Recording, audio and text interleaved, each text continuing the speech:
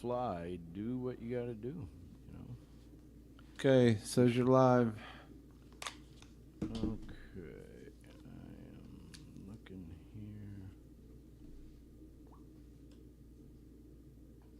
All right, there we are. Let me get the link. Boom.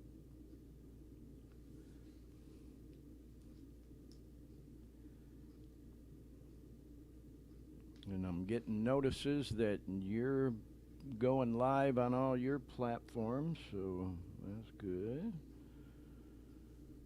All right, let me just put this here. We are live. We already got a couple people. I'm sorry, were you saying something? I'm just mumbling to myself. 1 2 1 2 1 2.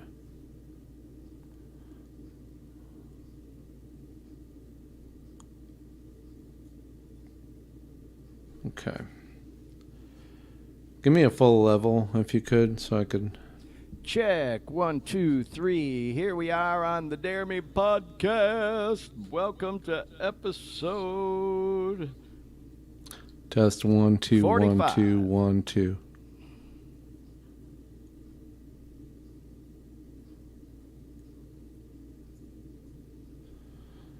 Okay. That's working fine. All right. Looks like 9876 9876 9876 Bada boom. 4. Only one that's not is the video number 3 is too large to. Which one is that? That's the Lions on channel 6. So I'm You gonna know have what? If you go to, I don't know if we can do this, but if you go to the Glenn Victor TV YouTube channel, it's there. And we could play it right from the YouTube channel, because I was really hoping to play that today. Cause No, I'll play it. I just can't play it from the. Okay. From You the can queue. still play it, just not right from the. I got you. All right, so we're gonna play video 2 first, then video 1 second. You mean, are you talking about the reels?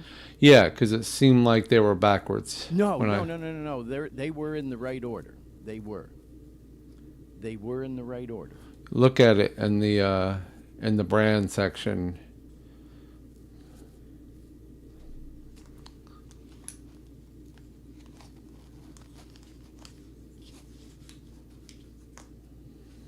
Yeah, they're fine. Okay. Yeah. To be honest, it really doesn't matter a whole lot which one goes first, but I did kind of have something in mind when I loaded them. So my mic volume level is good, right? Seems to be good. All right, cool. Jazzy, here's some more treats for you. Today, be a good girl for your doll. I gotta tell you, bro, I'm hungry. As soon as we get done with this show, I'm going to get something to eat. I've been home all day watching football and getting ready, and I'm hungry, man.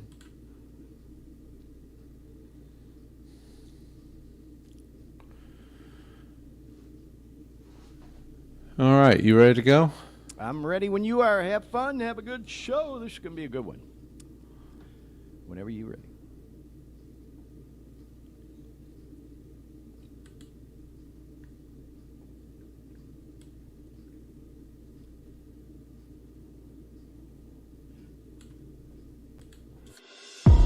On average, just in the United States, about 220 people die every single day from an opiate overdose. By the time we finish this show, 8 to 10 people are going to die from an opiate overdose. If we get even one person, one viewer with this program that we might be able to help with some of the information that's shared on here, then it's all worth it.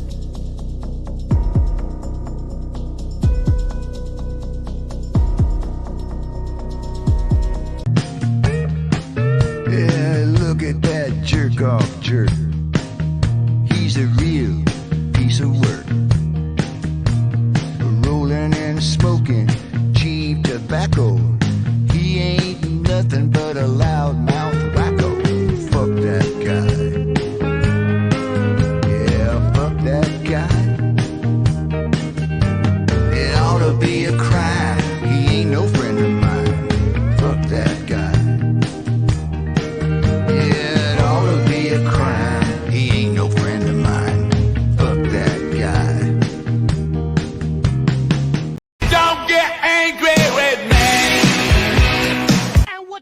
fuck are you doing on TV anyhow? You know, I get calls from back home every fucking day. They think you went batshit. You wanted to go on TV. Yeah, I did want to go on TV. That way I have a forum. I can fight back. I'm known. People see me.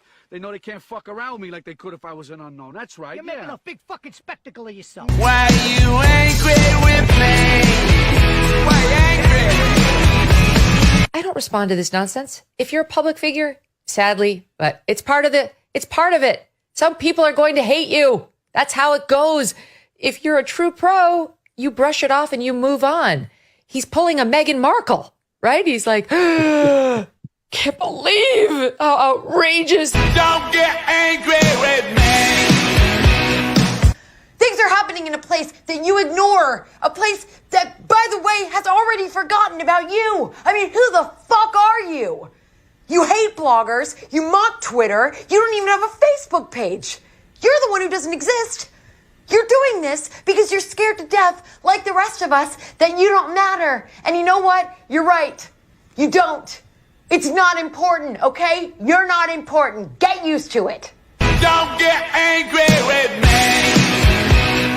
Why you angry with me? Why angry? Don't get angry with me. Don't get angry with me.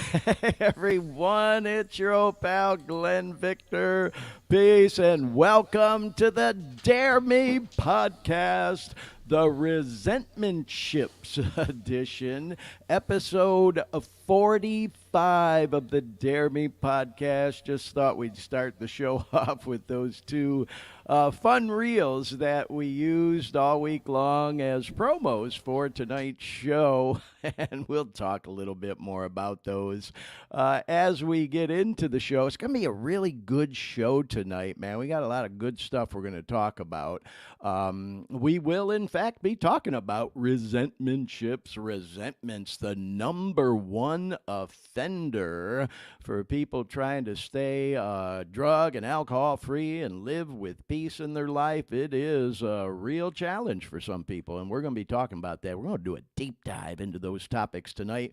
We got some really cool shout-outs we're going to do, some fun music stuff, and you know we got to talk about those Detroit Lions, my hometown football team that took it to my second hometown team, the Tampa Bay Bucks, today to move on, but you know I had to root for the Detroit Lions, so we're going to talk about that in just a little bit. But speaking of Tampa and Florida, we got to bring in now our co-host and producer for the show, live from Orlando, Florida. There he is, that boy, Dean Baker. Happy Sunday, Dean. Hey, Glenn, how you doing? I'm good, and I guess I should mention that I'm coming to you live, everyone, from Sacramento, California, here on the West Coast, and Dean is all the way over on the East Coast, live from Orlando, Florida, and we'd like to welcome any of you who might like to call in and join the show. We'll put the telephone number up on the screen, and if you'd like to call in, you're more than welcome and be part of the conversation. We'll flash that number on the screen throughout various times tonight during the show.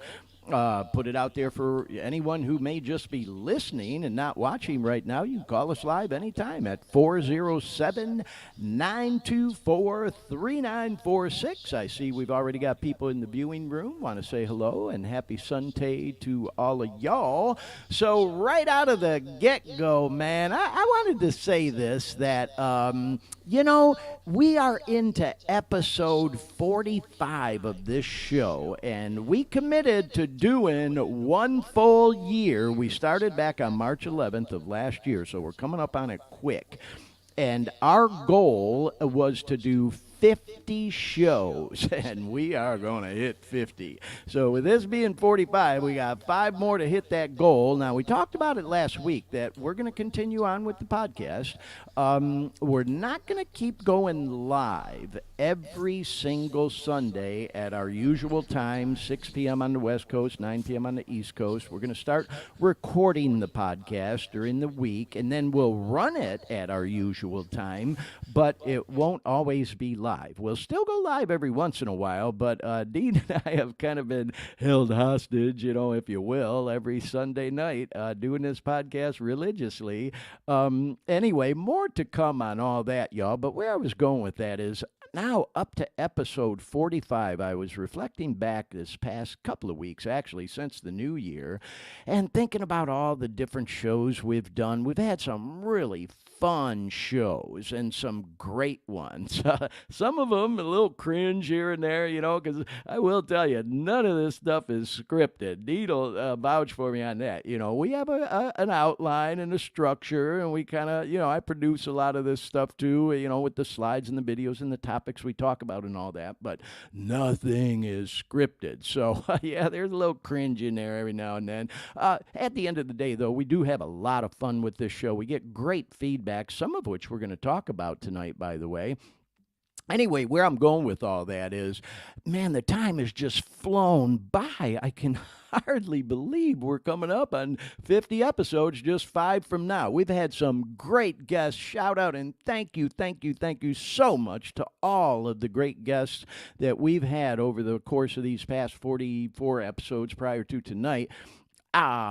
Just great guests. If you're new to the Dare Me podcast, I can't encourage you enough to go back and look at some of the previous episodes. Got to put that plug in. Go to the Dare Me podcast YouTube channel, click on the videos tab, and every single edition of the show is there. You can click on the live tab, and you'll see all the stuff we talk about before we actually go live. That's the raw version, if you will. But the cleaned up, edited versions are right there on the Dare Me podcast YouTube channel under the videos tab with all the titles and names and all the different stuff.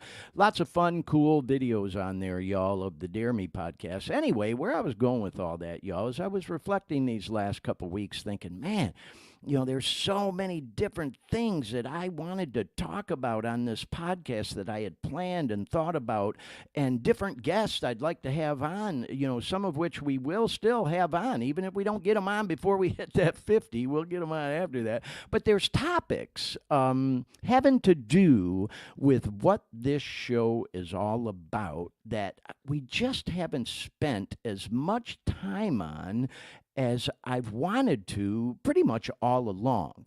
Well, tonight we are going to talk about a couple of those topics.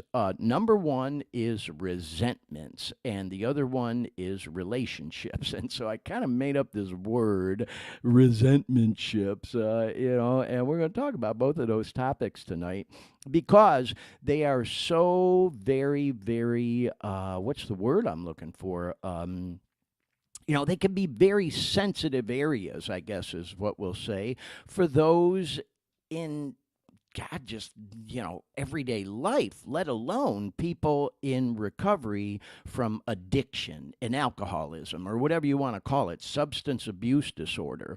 In fact, I put it out there in some social media posts this past week that in the Alcoholics Anonymous big book, if you're not familiar with it, it says in there that resentments are the number one offender that destroys alcoholics, whether they're still drinking or trying to get sober or trying to live sober. And we're going to touch on that and like I said, do a deep dive into that topic in this podcast tonight. I just thought I'd kind of do a little bit of an intro here right on the front end about that because, like I said, we're 45 episodes in now, and this is a topic I've been wanting to talk about for a while that affects yours truly as well. Believe me, I'm just like anybody else, man. I have my good days, I have my bad days, and when I have my bad days, sometimes them old resentments will creep right in and start fucking with my peace, and I don't like it, man. That's one part of me I really do try to keep at bay. So we're going to talk about it. I'll share some of, the practical things that have been taught to me in my journey in recovery that maybe might be able to help some of you if you're watching our podcast. And so let's talk just briefly about my journey in recovery. I always try to do that right out of the get-go at the beginning of every episode. And you can see Dean just put those hashtags up at the top of the screen. Appreciate that, bro. Those are all acronyms, if you will, for the name Dare Me. Our Dare Me name was, first of all, kind of incorporated into, this show, the title of the show, as a way for, me to say, dare me to come out and talk openly about my addiction and the journey and the struggles I went through becoming addicted, hopelessly addicted to opioid pain medication, man. I went on a 9-year run with that shit. I broke my ankle. I got prescribed it. I ain't making excuses, y'all. I'm not trying to blame it on the surgeons or the doctors. I should have known better than take that shit, but I did. Oh, and it worked. It worked great. If you know, you know. That shit makes you feel great, man. This whole exaggerated sense of well-being, as it's described. Well, yeah, that was the case with me. Works great until it doesn't anymore. And then you got to take more and more and more for it to, give you even close to the feeling it did when you first started taking. And then eventually you build up this tolerance, and it doesn't work at all anymore. It makes you sick. Dope sick, literally dope sick if you don't take it. And so you're just taking it to feel right, just to try to feel normal. But oh my God, does it fuck with your system? The cold sweats, you get constipation. Oh man, does that shit bind you up? All that opioid shit. And I burned through them all, y'all. It went a 9-year run. Started off with Vicodins, Norcos. They prescribed me when I broke my ankle. And, then I went from those to Perks, to Oxys, to Demerol, to Lauded. And at the end, y'all, yeah, man, I ain't proud to admit it. I was snorting heroin because I couldn't get the pills, and I would get so dope sick. And by that time, man, you got all kind of connections. Believe me, if you know, you know. And one of your plugs might say, well, hey, bro, we're supposed to get some of the good pills in a few days. But, if you don't want to get sick, I got some heroin that'll hold you over for now. It's a fucking miracle that I ain't dead, literally. I mean, everybody's got their war stories. I ain't trying to say I was any worse or any better than anybody else. I'll also say, yeah, man, all that shit's laced with fentanyl now, and I got war stories. Some I've told on this podcast, and I got more I'll tell, You saw the pictures if you were watching that opening reel of me. That's from a blackout, and I showed them on purpose, talking about resentments, man. We're going to talk about that. Somebody I know who I care a lot about, told me, well, you should never show them pictures to anybody. Man, you don't tell me what not to do, So, of course, I had to show them and put them all out there. And that's, again, with the whole Dare Me podcast name, like, dare me to fucking put them out there. Yeah, man, that's how bad it got for me, that I ended up like that, and there's a long story that goes along with those pictures, man, because I had been clean and sober for over 6 years again when I started taking them fucking pills. And then, like I said, it was a 9-year run. At the last couple years of that, I was trying to get off of them. It wasn't like one day I just woke up, which, by the way, I should say, I didn't even say it yet, I am 100% drug-free, sober, clean, whatever the fuck you want to call it now. And the good Lord willing, I will have not 1, not 2, but 3 years clean again on March 11th. Yeah, that's my clean date, man. That is the very last time I ever put a opiate in this fucking body. Was March 11th, almost 3 years ago, and that's the clean date I go by, y'all. I use some medication-assisted treatment stuff, to get through the opiate withdrawals, to kind of help me through that. But I haven't put an opiate in this body since March 11th. That is my clean date, as far as I'm fucking concerned. And anyway, where I was going with that, y'all, is those pictures you saw in the reel were a result of me picking up the fucking bottle again. Yeah, man, I started drinking again after being 6 years sober.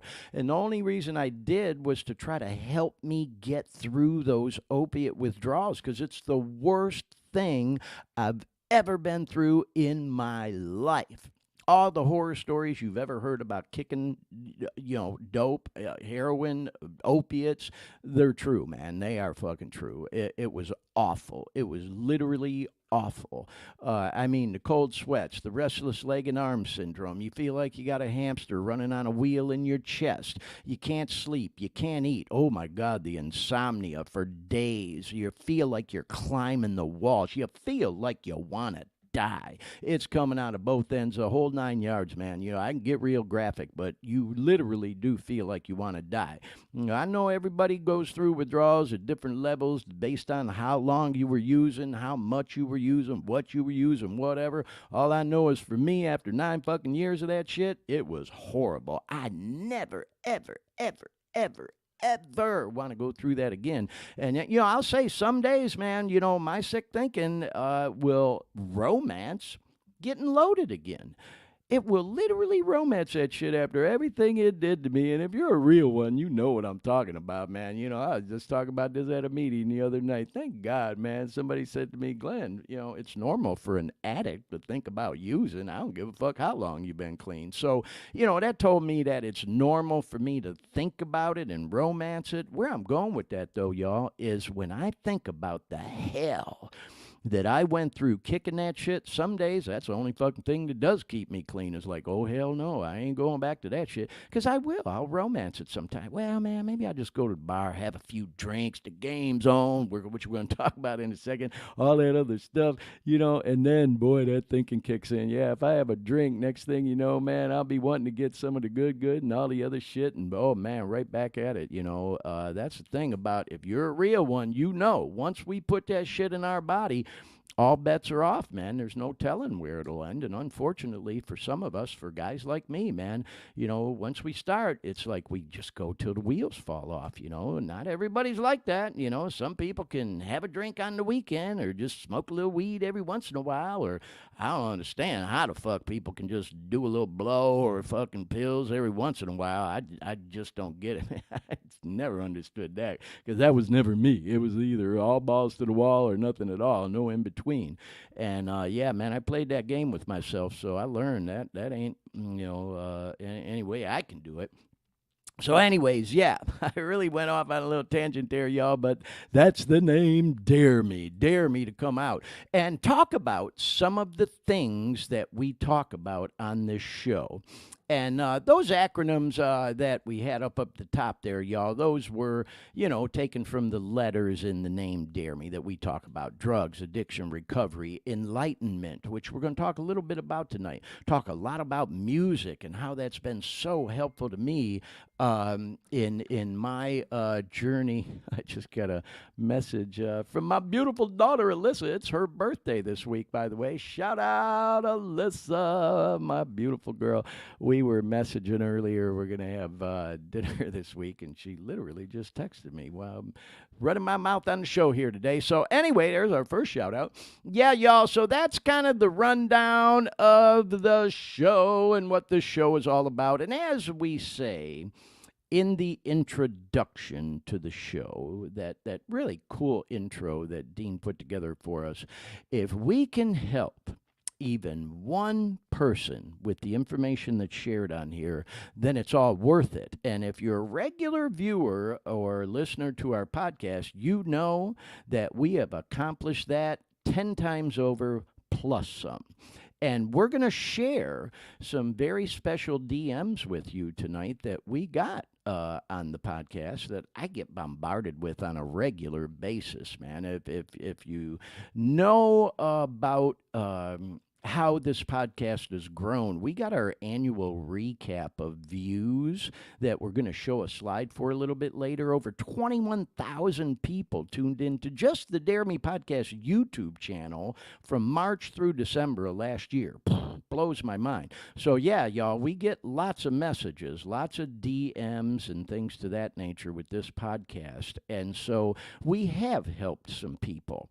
Now, part of the reason I bring that up, y'all, is because when I decided to start this podcast, certainly I was hoping that that would happen, and this podcast has taken on a life of its own. I'll also say I've learned that this has also been a healing process for me.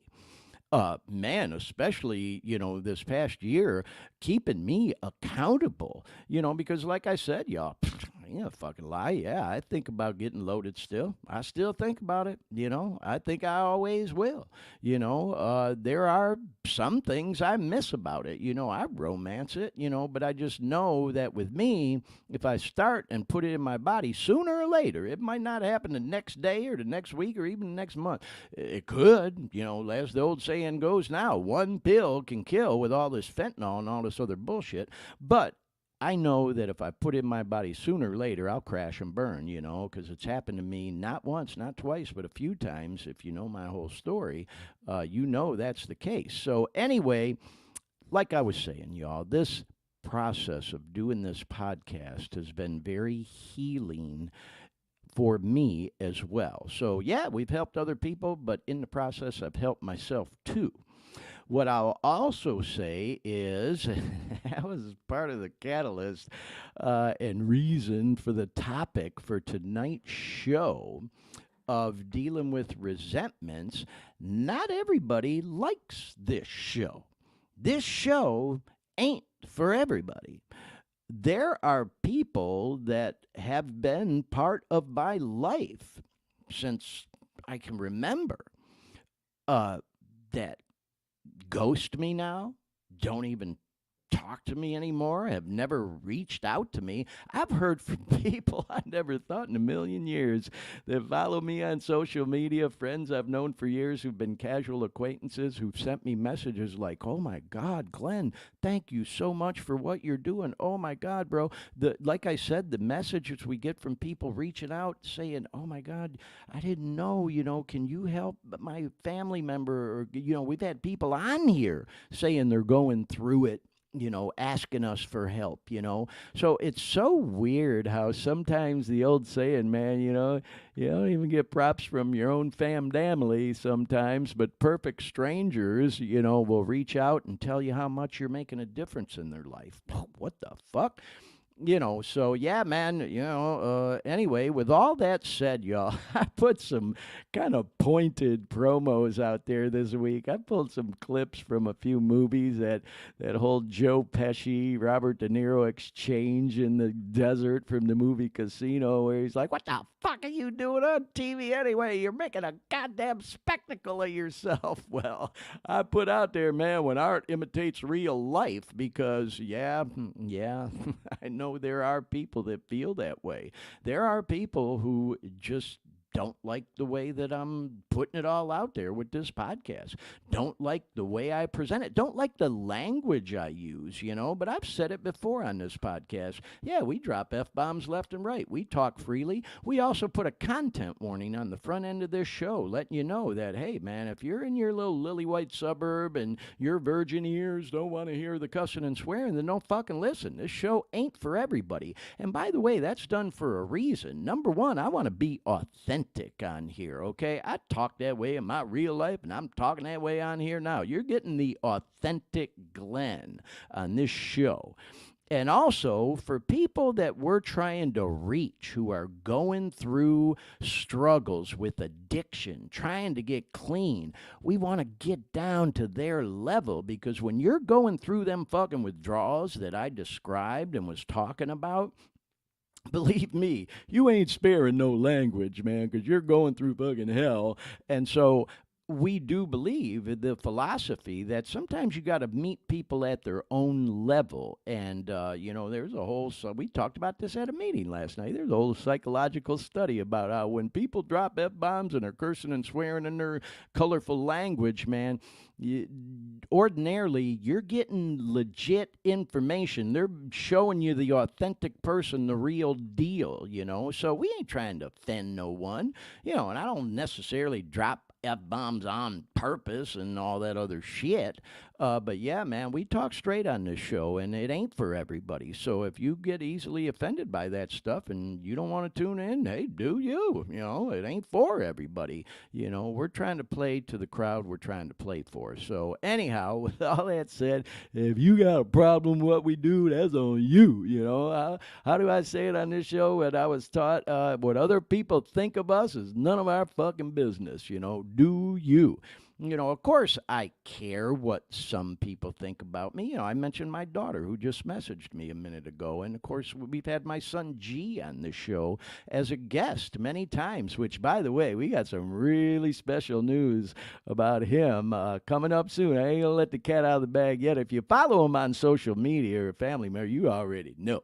But him and I talked about it a couple days ago, and we're going to have him back on the show real soon to reveal his really cool, it's really freaking cool news, y'all. But anyway, what I was saying is, of course, it matters to me what some people think of me, like my children and others, But at the end of the day, when it comes to what we're doing with this show, what other people think is really none of my business. We're just trying to be authentic and do the right thing on here, and it ain't for everybody. You got to play to the crowd you're playing for, as that saying goes. So anyway, that was a long-ass introduction to the show. I really didn't know I was going to go that long with setting the whole show up, y'all, but it is what it is. Like I told y'all during the little rant I just went on, nothing's scripted on this show. I will tell you, I always have some notes, and we have an outline, and we have structure. We have an order to it all, but I would never be able to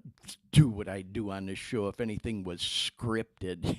That would be such a fucking boring ass show and stilted if I was sitting here reading to you like, no, I wouldn't watch or listen to a podcast where somebody's reading. Every now and then, because I do check out other podcasts, I'll come across some that you can tell, man, oh my God, is this stilted as hell? That motherfucker just reading, and it's like, I don't have patience for that. So anyway, yeah, at the very least, y'all, we keep it colorful and authentic on this podcast. So with all that said, let's bring this photo up, Dean. I like showing this, and I want to give a little plug to you, my man. This is me and Dean live at that picture was when I was in Orlando at the PFX Media studios there in the greater metropolitan Orlando area. And Dean, has a great setup there, y'all. And I just wanted to show some pictures. I was there visiting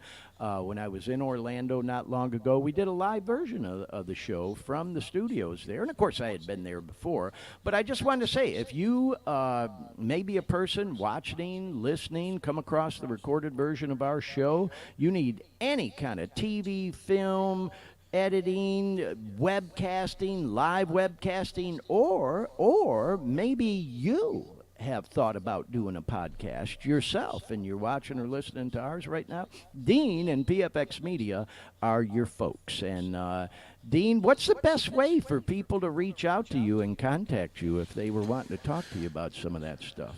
Let me put a link up there, maybe. Yeah. And by the way, y'all, we do have a live chat room. I will tell you, Dean, that the show is a little bit slower than usual tonight because there is a football game on right now. The Buffalo Bills and Kansas City Chiefs are playing, and I know a lot of our followers are big football fans.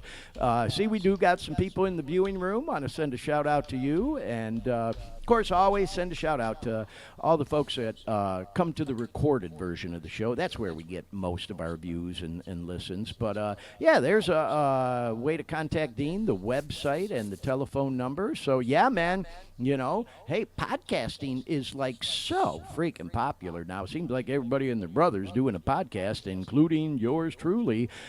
Just like I say, y'all, be careful what you ask for, because you just might get it.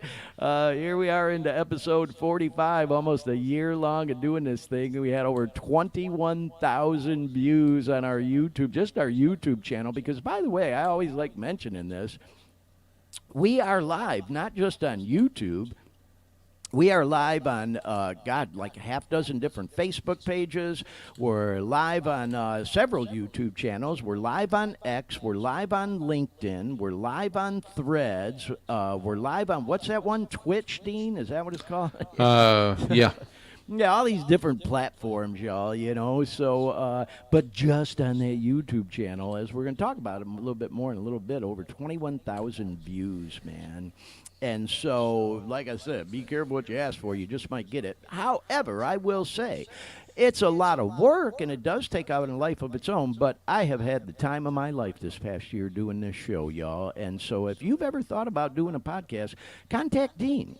He's working with some great colleagues, and you can see from the photos, he's got great facilities. That's just one studio. There's a couple in that, or one, you know, what would I call it, sound stage? There's a couple in the studio there. Yeah, we got like 4 different featured room setups, whatever you want to call it, for podcasting. So yeah, and you know, I should say too, Dean, you know, we haven't talked that much about it on this show with you, but Dean has a sitcom called IMDb that was independently you know, produced and written and done with local actors in the Orlando area that I think is cool as hell, man. So anyway, if any of y'all have ever thought about doing your own sitcom, man, they got different sets there and the whole 9 yards. So yeah, man, I just want to give a little plug to my boy Dean, and you know, there's his contact information. So okay, y'all, moving along, we're gonna get into some of the meat and potatoes of the show now. You know, if you know your old pal Glenn Victor, that I had to talk about this. The Detroit Lions played the Tampa Bay Buccaneers today, and man, it's always a tough one for me, you know, because I was born and raised in Detroit. I lived there for the first 30 years of my life. And then I lived in Central Florida for the next 30 years of my life. So, of course, I'm a Florida fan, too. I love the Bucs, love the Dolphins. But now when they play the Detroit Lions, I mean, I've been riding with that team since I can remember. I mean, literally since I was a little kid, y'all. You know, I was raised on sports. And I know sports ain't for everybody. You know, I swear to God, I know people that they could give 2 shits. It's like they don't watch no games. They don't care. They'll post shit on social media like, who cares? They give a fuck. All these fucking millionaires out there, I don't give a fuck what they think about politics, and I don't give a damn about the game, whatever. And I get it. If that's you, do you. I know people like that who could give a shit. In fact, talking about resentment, which we're going to talk about tonight, they sometimes got a resentment about it. I'll also say I'm just one of them guys that loves sports, y'all. I always have. I've been an athletic person most of my life, except for when I was fucking up on the dope and the booze and shit, you know. I played hockey when I was a kid, you know. I played football. I still play basketball. I played baseball. I go to the gym regularly. You know, I'm just into the whole athletic thing, man. You know what I mean? And I was always that way. Even when I was a teenage pothead and all that other shit, I was still athletic. Anyway, I've been riding with all the Detroit teams forever, man. Detroit Tigers baseball team, Red Wings hockey team, Pistons basketball team, and these Detroit Lions, who, by the way, won their first playoff game in 30 years last Sunday. We weren't live last Sunday. We broadcasted not 1 but 2 episodes of the Dare Me podcast. We called it the Double D Show. kind of a play on words because I did 2 shows during this past year all about Detroit. One we did live from Detroit, and then we did one the following week called Back from the D, which featured all kinds of cool Detroit stuff. And we rebroadcasted both of those last week so that I could watch the game that was on live while the Lions were playing the Los Angeles Rams. And they won that game to move on and play the Tampa Bay Bucks today. And they won the game, y'all. Oh, it was a nail biter. It kind of went right down to about the last 5 minutes of that fourth quarter. And then, the Lions ran away with it. And so, I had to do some screenshots. I said, man, people are really good with graphic art anymore, aren't they, Dean? Look at these fucking pictures, man. You got the Buccaneer boat in the Detroit River, like it's coming into downtown, and that whole thing. So now the Lions get to move on to the next game, which is so bizarre because now, I live in Sacramento. I've been living here for a year and a half, which is just a hop, skip, and a jump down the road from San Francisco. This is truly Niners country, y'all. Hey, got to send a shout out to that boy Shebang who just came live with us in the chat room. He says, tuning in a little late. Detroit burst. Everybody. I get you, bro.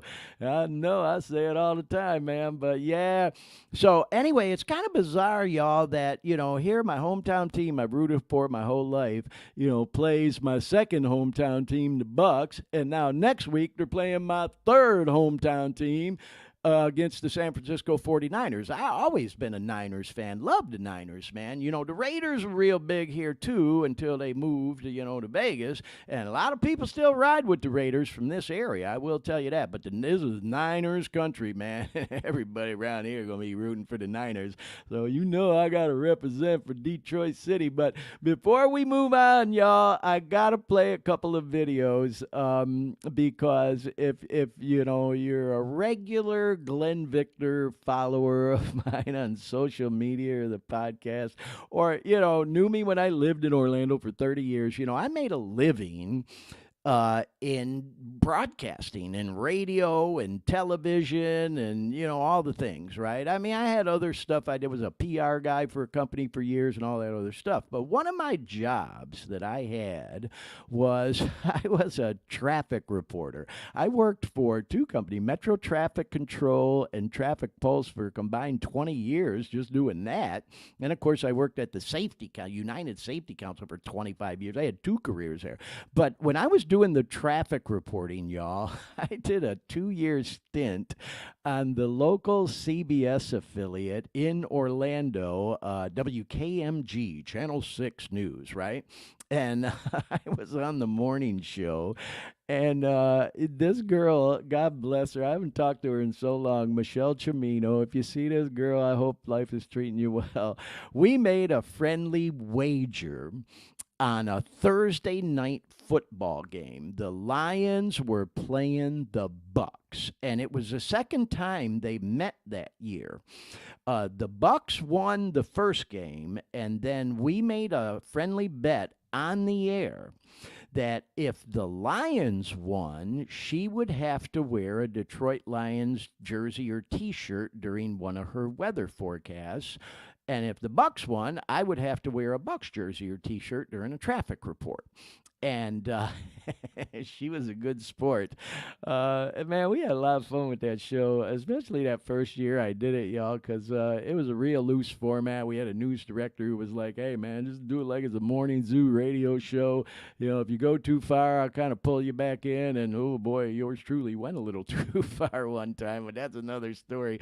Yeah, I learned real quick, bro. You got to be real careful talking about politics when you're on TV, when you start inserting your own, what you think is humor opinion. But again, that's another story. So anyhow, with all that said, I post this video on social media at least once a year. And I'm so glad that I have this video and that, that show was recorded that day. We were doing it, stuff about it during different breaks throughout the morning, but pulled this one and I keep dancing all around it. So let's go ahead and play this one. Dean, do you got that one handy?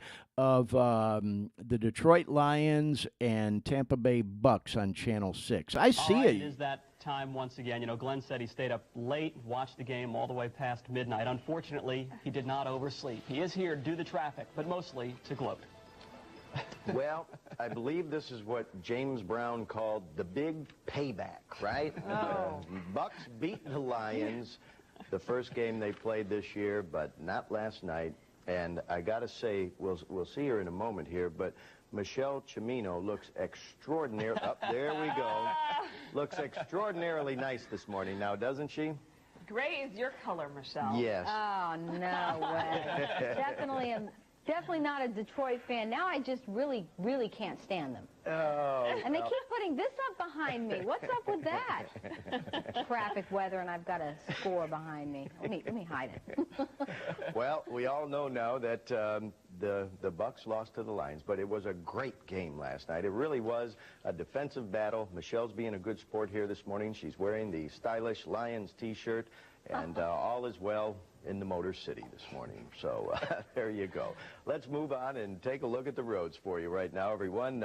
We'll check things out through our DOT camera in Seminole County. I-4 up to speed through Lake Mary Boulevard. No problems there. We'll take a look in downtown. Check the SunTrust City Cam again at the 408. It's up to speed as well. Just starting to pick up there. Let's take a look at things eastbound on I-4 right around SeaWorld. See, it's a little bit busier there for those headed into downtown from the south side. And we'll check our traffic map for you right now, seeing the usual buildup southbound on 1792 through 434 and 436. And now the moment that all the big Lions fans have been waiting for, our morning weather forecast from Michelle Cimino wearing the Detroit Lions T-shirt. Here we go. You know, really the bad part of this, Glenn, is that the Bucks and Detroit have already met once. The Bucks won on that one. He should have to do something. But here I am in the Detroit Lions shirt. 68 degrees in Orlando. We've got 66 for Eustis, 63 up toward Ocala, laughing in the studio, 65 for Altamont Springs, and 66 into Castleberry. And I'm going now to a full screen to show you what the rest of your day is going to look like.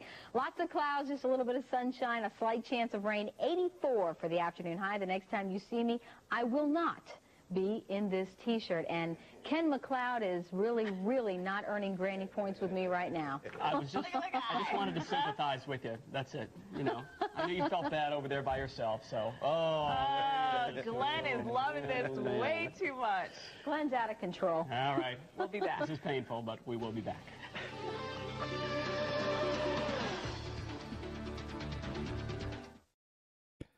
How about that? I couldn't resist showing that, y'all. I got to tell you, out of a 30-year career working in radio and television in Central Florida, I can honestly tell you that was, in fact, my very favorite day on the JOB and working on the air. I had so much fun. And I know the crew, all the producers, directors, camera people, and of course the anchors and my colleagues could tell how much fun I was having with that. So again, Michelle, if you see this, thanks for being such a great sport. And oh my God, it occurred to me as I was watching that, I have been so blessed in my life to have met some of the most fascinating and cool people, That was part of the reason, even with this show, that when we put the name together, our little tagline is with Glenn Victor and Friends, because I have made so many cool friends over the years, and the two anchors you saw there certainly included with that. Ken McLeod, I haven't talked to him in a long time. Last I heard, he was working for, I think, a Fox affiliate up in the Massachusetts area. And, of course, the beautiful, talented Jackie London, who is a big shot in Philadelphia. She was a big shot in Orlando. Shout out Jackie if you see this. She is, I think, the news anchor for the 5, 6, and 11 o'clock news. I got a streaming box, and I can watch, news in different cities around the country. country, and I'll tune in every once in a while. And, of course, see her stuff on social media. She's not real active on Facebook, but every once in a while she'll like something of mine, and we kind of see each other's stuff. But anyway, it was such an honor and a pleasure to work with that whole crew. And we also had another guy, a lot of y'all, if you're watching from Central Florida, Tom Terry, the weather guy, who is on WFTV Channel 9 now and has been for years and years. That's where he really made a name for himself during that year, the 3 hurricanes hit in a row.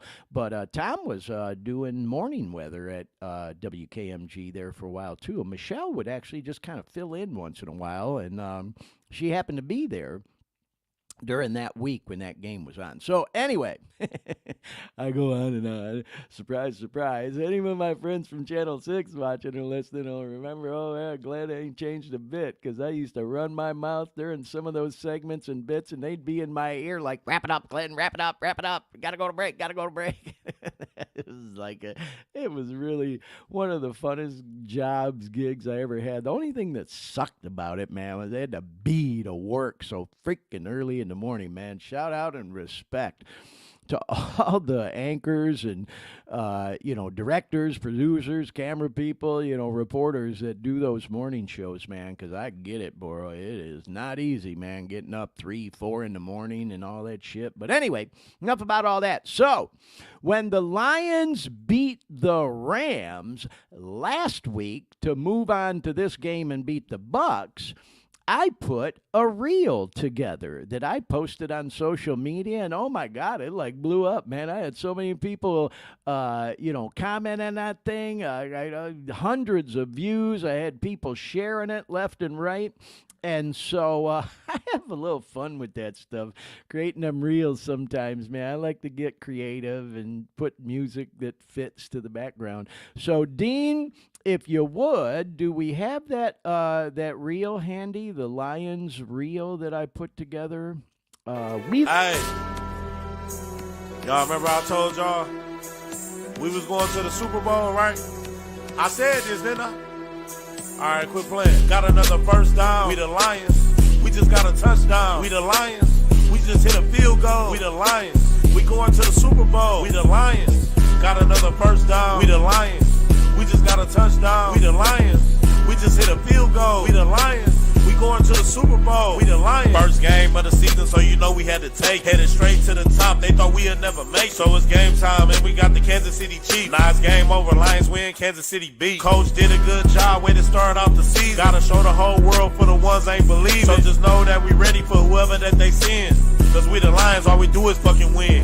This is a milestone moment for them to come in here and get this win. Not the same old Lions. Because we the Lions, all we do is fucking win. Yeah, man, I'll tell you what. It's cool to be able to talk shit as a Lions fan, I'll tell you what, man. We've had to be so humble all these years. Even when we win games, it was like we've seen so much shit happen with that team bullshit ref calls over and over and over the years. I mean, just like bullshit calls. And just last-minute heart attack losses and shit over the years. This team is legit, y'all. I mean, worthy of shit talking for those of us that are Lions fans, because we do like to shit talk as sports fans, man. It's like this fucking Lions team is the shit. And I talked a little trash, like, okay, y'all, we going in, we going to take the Bucks down. And we did, too, man, we did. And I know I got a lot of friends in Florida and Central Florida that love the Bucks. I love y'all, but, hey, man, this is Lions time. So they've never been to the Super Bowl, and they are one game away. Never even been, let alone win, if they can beat the Niners next week, which is, like I said, right down the road from me here, they'll get there. And then, God, man, once you get there, that old saying in football, on any given Sunday, fuck, any team can win. So, we'll see, man. I'm still trying to decide what the hell I'm going to do for the game next week. Man, I could ride over to San Fran. I thought about flying back to Detroit because there's a shit ton of parties going on, people I know, and going downtown, all the roof rooftop clubs and all that stuff, man. But I also like watching the games at home so I can hear the announcers, see the replays and all that shit. I'm like one of them guys, you know, so it's like, I don't fucking know. I'm not sure what I'm going to do yet, but I just kind of feel like, man, like I said, I've been riding with this team since I was a kid. I literally was in tears when they won that game against the Rams last Sunday. Like a lot of people, like that one guy that they've been showing all over ESPN and the news, the crying Lions fan. But it's so emotional for a lot of people, man, because, you know, real sports fans get it. You know, you have a passion. And it's just like I've said on this show before, man, when you're rooting for your team, you ain't even necessarily rooting for the players or the coach or the owner or whatever. You're rooting for your fellow fans, man. And it runs deep, you know, because so many fans are so passionate about their teams in the game, and then they fucking die, and they never got to see the Lions win a Super Bowl. You know, people remember their childhood memories, some of their fondest childhood memories. Some of my fondest childhood memories are going to the Detroit Tigers baseball games at the old Tiger Stadium with my old man, with my grandfather and a couple of my uncles and shit when I was probably like fucking 6 years old, you know. So I get it, man. You know, the Lions have never been to the Super Bowl, let alone win one.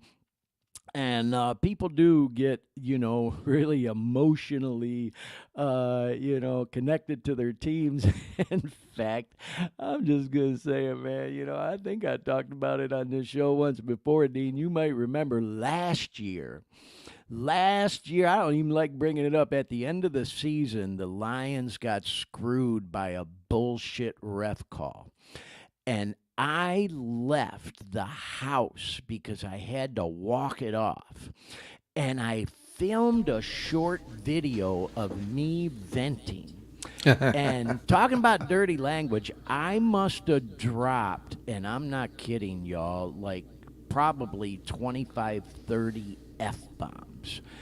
And I was walking while I was filming this. I took my dog to the park, you know, which is not, you know, literally across the street. And I'm just walking it off, and I'm going on and on. I can't fucking believe these refs, blah, blah, blah. And I posted it on my Facebook page, and I put it on TikTok too. And I got so many people sending me messages like, oh, good God, Glenn, you need to pull that down. My one sister, Carol, was like, are you fucking kidding me? You need to pull that down, man. I can't believe you went on and on about it. You know, and so I had so many people telling me to take it down, so I did, off of the Facebook page. Well, then I go to the TikTok page to look at it there. I was going to take it down, and it blew up.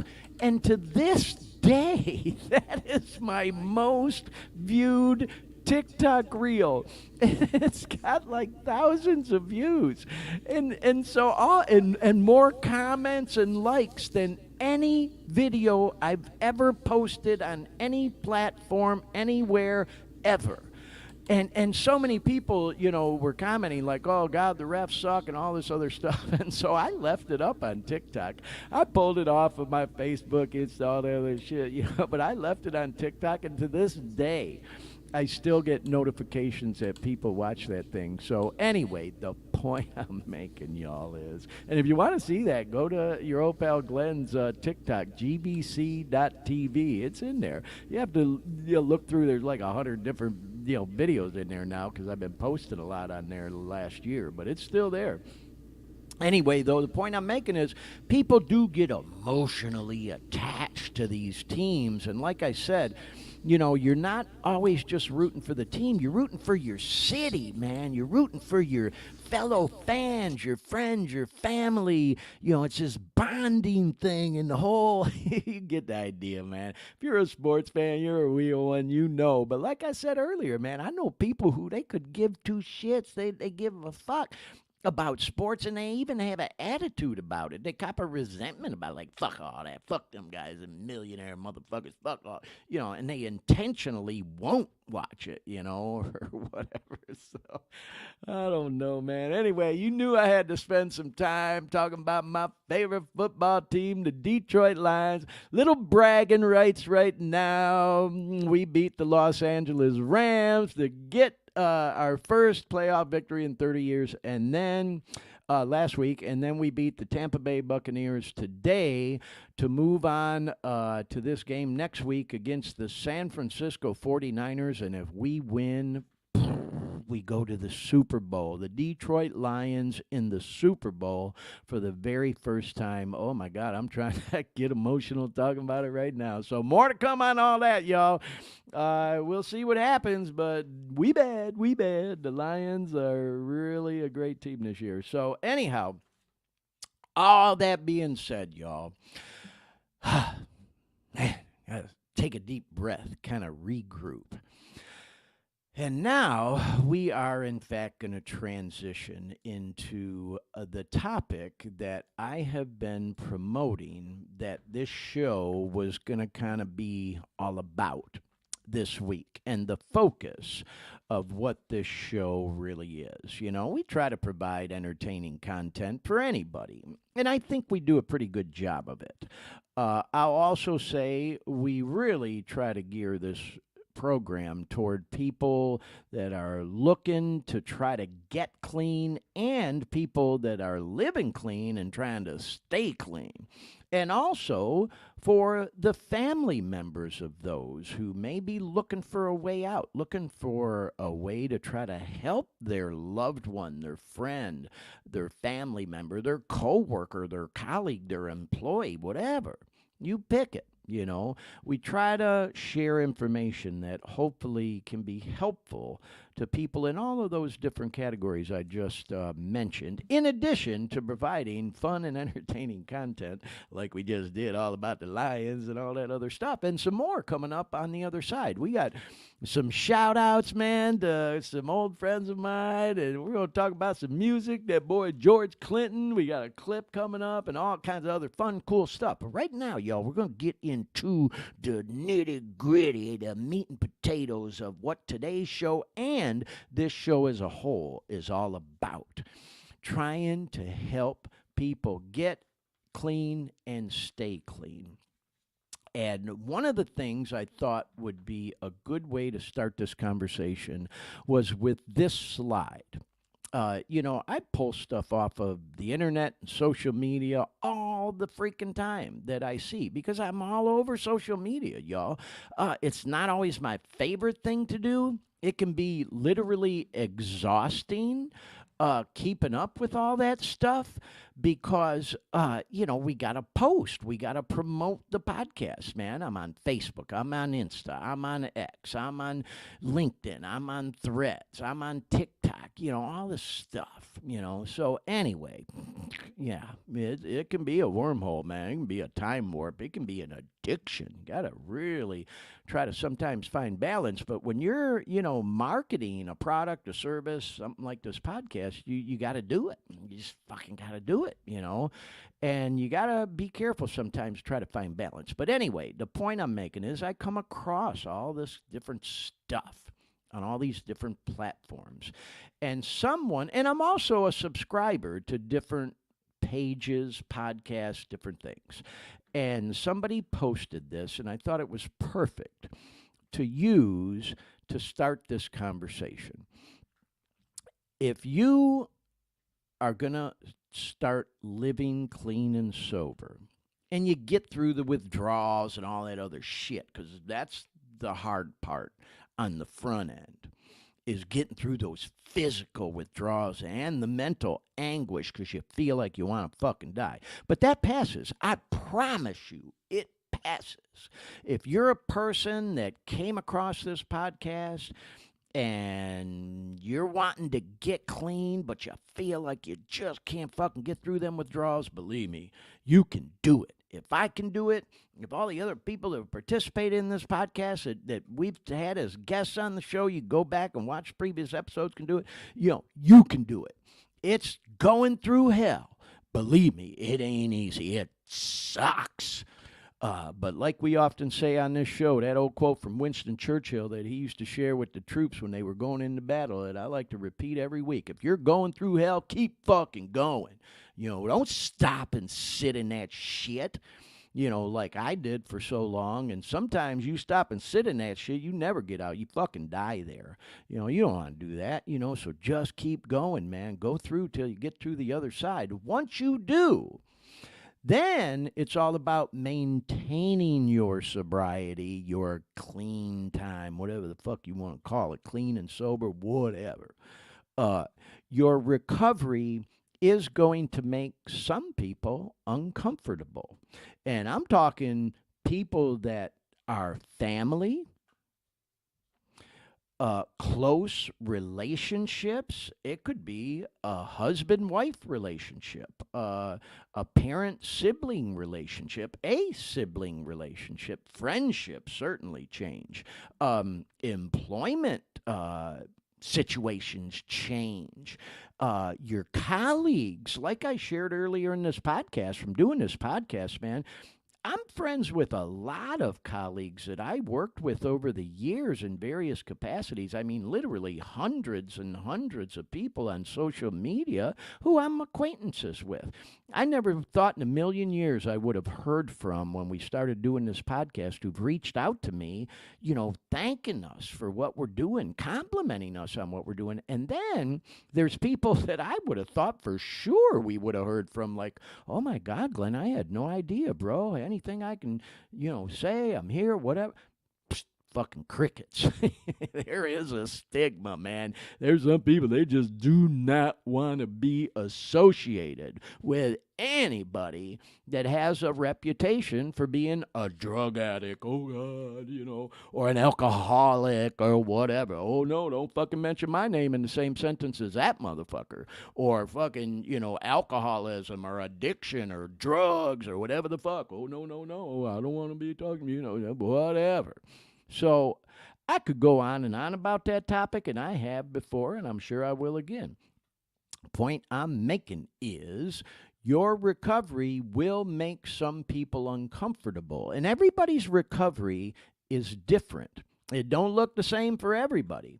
There is an old saying in the program. I hear it more in NA than I ever did in AA, because I'm a NA guy, as we often say on this show. I ain't no fucking representative for all you so-called gurus and Nazis that think you run shit. Nobody runs shit, by the way, just in case you didn't know. There are no bosses in any 12-step program. There's, a tradition that says the leaders are but trusted servants. They do not govern. There ain't nobody in charge. Ain't nobody can admit you or kick you out. You are a member when you say you are. And I say openly, I'm a member, man. I recover the fuck out loud, I'll also say I ain't trying to be no representative. It's a part of my recovery. As I often say on this show, man, my program of choice, it's like I had a drug of choice, is Narcotics Anonymous, NA, because I'm an addict. You want to call me an alcoholic? Go right ahead. Fuck yeah, I got addicted to that shit too. And I know the history of the 12-step programs. Not everybody does. If you don't, do your fucking homework and shut the fuck up till you have. Yeah, I said it. I respect the singleness of purpose in AA that it has, this focus on alcohol. And I go fucking AA meetings. I've gone to them for years. And, I feel right at home, man, like I'm visiting family. I can relate. I respect their singleness of purpose. I ain't got to go in there like a bull in a china shop and use mixed language like I'm an addict and I use dope or whatever the fuck just to get attention. Oh, me, look at me and be the rebel and all that other shit. No, I adapt when I go to an AA meeting. Same type of people sharing the same type of shit, same 12 steps. So, you need a meeting and you're an NA person, go to a fucking AA meeting. You're an AA person, you need a meeting and only one around's an NA, go to a fucking AA meeting. Same goddamn thing. I don't give a fuck, for any of y'all that don't fucking agree with me, do you? But the point I'm making is, y'all, I kind of went on a little tangent there. Yeah, I ain't no representative, but I can damn sure talk about it, I do. I have my program, which is an NA program for me, for this guy. I also have my recovery, which includes a lot more than just any old fucking 12-step program, whether it's NAAA or fucking A. You know, I do a lot of other stuff that are topics of this podcast. I'm into fitness and exercise. Look at that, man. I'm 62 years old in a few weeks, and I'm in the best shape I've ever been in my fucking life. Thank God. You know, I have more peace in my life today than I've ever had because I'm practicing the principles in them 12 steps. Some of y'all might not think so, especially because I just got a little fired up there, you know what I mean? But the point I'm making is, you know, these are some of the gifts of working a 12-step program, and my recovery includes a lot of other things. You know, I go to yoga, I eat well now, I go to the gym regularly, I'm into music therapy, and all this other stuff. But I wouldn't be able to do any of that stuff if I wasn't living clean and sober, and being able to do it as a direct result of, for me, for this guy, detoxing and then attending meetings on a regular basis, building the support system that I have in NA with my long history of NA, old friends and new. All over, not just the country, but other parts of the world. Oh, it's a whole fucking network, y'all. Again, do your homework. You know, research the programs. If you don't know the history and know about them, do your research, you know. But anyway, so point I'm making, y'all, is yes, your recovery will make some people uncomfortable. And what I started to say was, there's a saying around NA. You know, I've heard it in both programs, NAAA, but mostly NA, and that saying is change everything. Think about that for a minute. Change everything. You know, I'm going to show this. I keep this in front of me here, y'all. Look at this. What does that say? Let go of everything. You know, when I got clean this time, I was reading a book right before I got clean that my son G got me, and it's a real popular book. You know, and it had some stuff that, you know, I definitely agreed with, some not so much, some was very subjective. Anyway, it's a book called Rich Dad, Poor Dad, and maybe you've heard of it. If you haven't, yeah, good read. Go check it out. But I wrote some notes from that book while I was reading it that, you know, and I was reading it at a time when I was really trying to kick and was close to where I actually got. And so, yeah, I wrote these notes to myself, let go of everything. And then if you look there, it says, let go of all burdens that are causing depression. Let the sky fall down like a blanket. And then I love this part. Then heal later, if you can see that. Yeah, there you go. And then it says, and then heal later. Man, that was powerful to me at the time. And hopefully it might be helpful to someone who may come across this podcast as is looking to get clean. Because for me, y'all, I was a functioning addict most of those years. And I had built up this ego and this image of myself, or who I thought I was supposed to be, that guy. Like, you know, we showed that video of me being the TV guy, and, you know, I worked for this, you know, very conservative company, the Safety Council, for all them years. People used to, you know, jokingly, you know, call me Safety G, you know, and all that shit, you know. And so for me to come out and do a podcast like this and be so open about my addiction and the struggles I went through, or even take the podcast aside, just go into, you know, rehab to get clean or whatever, you know, those little notes I took from that book I mentioned really had a huge impact on me, because that was a big decision for me. You know, in fact, I had an old friend of mine, Susie. Susie, if you see this, shout out. Yeah, I posted a picture of me and an old colleague of ours, Dean, Jim Payne from WESH Channel 2. He just retired a few months ago. We talked about him. and showed some photos here on the podcast. Well, I had a picture of him and I from 10 years ago come up in my memories on Facebook, so I posted it. And I put, and we're both retired now. And so a friend of mine, Susie, wrote in the comments like, oh my God, Glenn, how are you retired? And I get it. I've been retired for coming up on 4 years. It'll be 4 years that I retired 4th of July weekend, good Lord willing, and I'm only going to be fucking 62 here on February 11th is my belly button birthday, y'all, a few weeks away. How the fuck did I retire? I'm like, oh my God, I never had an intention of retiring that early. It was during the pandemic, during COVID. It was also during the hell of my addiction to the opiates, y'all. When everybody was locked down during the pandemic and isolating, that's when my shit really got bad, y'all. The only time that I would leave the house for pretty much that whole last year there was to go get more dope, to go to the dope man. And, you could have shit delivered to the house from Amazon, groceries, whatever. And, my son and a buddy, Mark, who we've talked about on the podcast, were living at the house at the time, too. So I didn't really have to fucking leave. All I did was sit around the house and fucking use, man. And so the point I'm making is I was trying to kick y'all. And when I read that book and them sayings there that I wrote down, really hit home with me.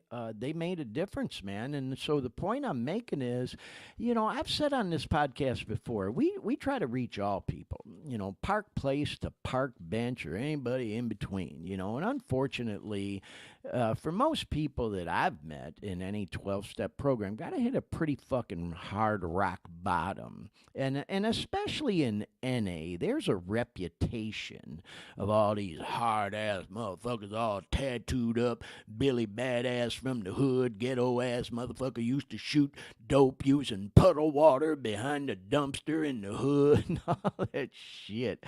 Oh, God, yeah, believe me, man, motherfuckers do like to play that can you bottom this thing and tell the war stories. Well, I was a real addict, man. We did this. Oh, you wasn't bad as us. We went to prison and all that other shit, Well, guess what, man? It ain't like that for everyone. I never fucking went to prison. I never shot dope, let alone using puddle water behind a dumpster, I wanted to die at the end of my addiction, though. That shit had me so fucking, bad, I felt like I wanted to fucking die. So there's a bond there. It's just this thing, But the point I'm making when I go into that whole thing, man, is there's a lot of people from the professional world that are hooked on that shit. And I think sometimes around the rooms, around the tables, man, we got to remember not everybody comes from the fucking streets that walks into the rooms. And we like to fucking wear that shit on our shoulder like a badge. I'm Billy Bad. We scare some of these motherfuckers right out of there like, oh, fuck, this ain't for me. And we scare them right to their fucking grave, man. I will say, I've said it many times in the show, I'm a huge fan of the 12-step program. I am a NA guy. I've been going to meetings since I was 24 years old, and even before that with my old man and shit, That's a whole nother story, but the point is, you'll never hear me say much bad about the programs, We have our dirty laundry, which I'm going to talk about a little bit more tonight. Like any other fucking group. Pick it, a church group, a company, a business, a bar, whatever, football team, you name it. There's always some shit in the game, isn't there? There's always some fucking drama. And it's the same with the 12-step programs. And look at that boy Shebang. He's following along. God, never a dull moment around G. Love you, bro. Well, hey, man, I'm glad you're still riding with us tonight, Shebang. And shout out if anybody's there with you, man. But, the point is, where I was going with that is there are people from the professional world like yours truly that get hooked on that shit, man, and they're looking for a way out and they're looking to get clean. They're looking to save their life, man. And so where I was going with this is these little sayings that I just talked about. Let go of everything. Let go of all burdens that are causing depression. Let the sky fall down like a blanket. is not easy to do. Oh my God, my reputation. What are people gonna think? Holy fuck, my livelihood and all that shit. And you know what? There's a method to my madness here, y'all, and going into this long dissertation and story. When I finally was able to let go of that fucking ego and make that decision to do exactly that and say, you know what? First of all, I'm in no fucking shape to be going to work anymore. Yeah, I've had this long ass career, but you know what? It's COVID now. Fuck, business sucks. Everything's changed, blah, blah, blah. I got a shit ton of 401k money. I was blessed, that's a whole nother story. We had one of Dean's boys ask me on the podcast a few weeks ago how much I spent on that shit. Oh my God, y'all. We're going to talk about it before we finish up these 50 episodes. And not tonight, 'cause that's going to be a long show. But the point is, a lot. And fucking burn through all that fucking money, and thank God my saving grace was I was able to sell my house. I didn't lose my house before I hit rock bottom, and I sold my house without getting into money and too much detail at the height of the craze. I mean, the housing market is fucking way overpriced in my opinion right now. But I've made out like a fucking bandit. I hit the lottery when I sold my house. But the point I'm making is it took a lot to sell that fucking house. Going back to like what I said, change everything. Everything. And like it says, what's causing depression? That fucking house was like holding me hostage, man. It truly was, And I lived there for 10, 12 years. That job was holding me hostage, and I was miserable there anymore. I fucking hated it. With all respect to the people I work with and the company and everything else, it's what was going on in my head. That shit was killing me, man. And the dope had me all fucked up too. So the point I'm making is, yeah, man, we get so worried about our image, our reputation, and all that shit, but I'll say this, and I mean this. I look y'all right square in the fucking eyes. I mean this with every ounce of my being. It was the best decision I ever made in my life, retiring. It truly saved my life. I very well may be dead right now had I not done those things that I just talked about. Oh my God, I'm talking with my hands here, and I accidentally bumped my damn phone. Hear myself.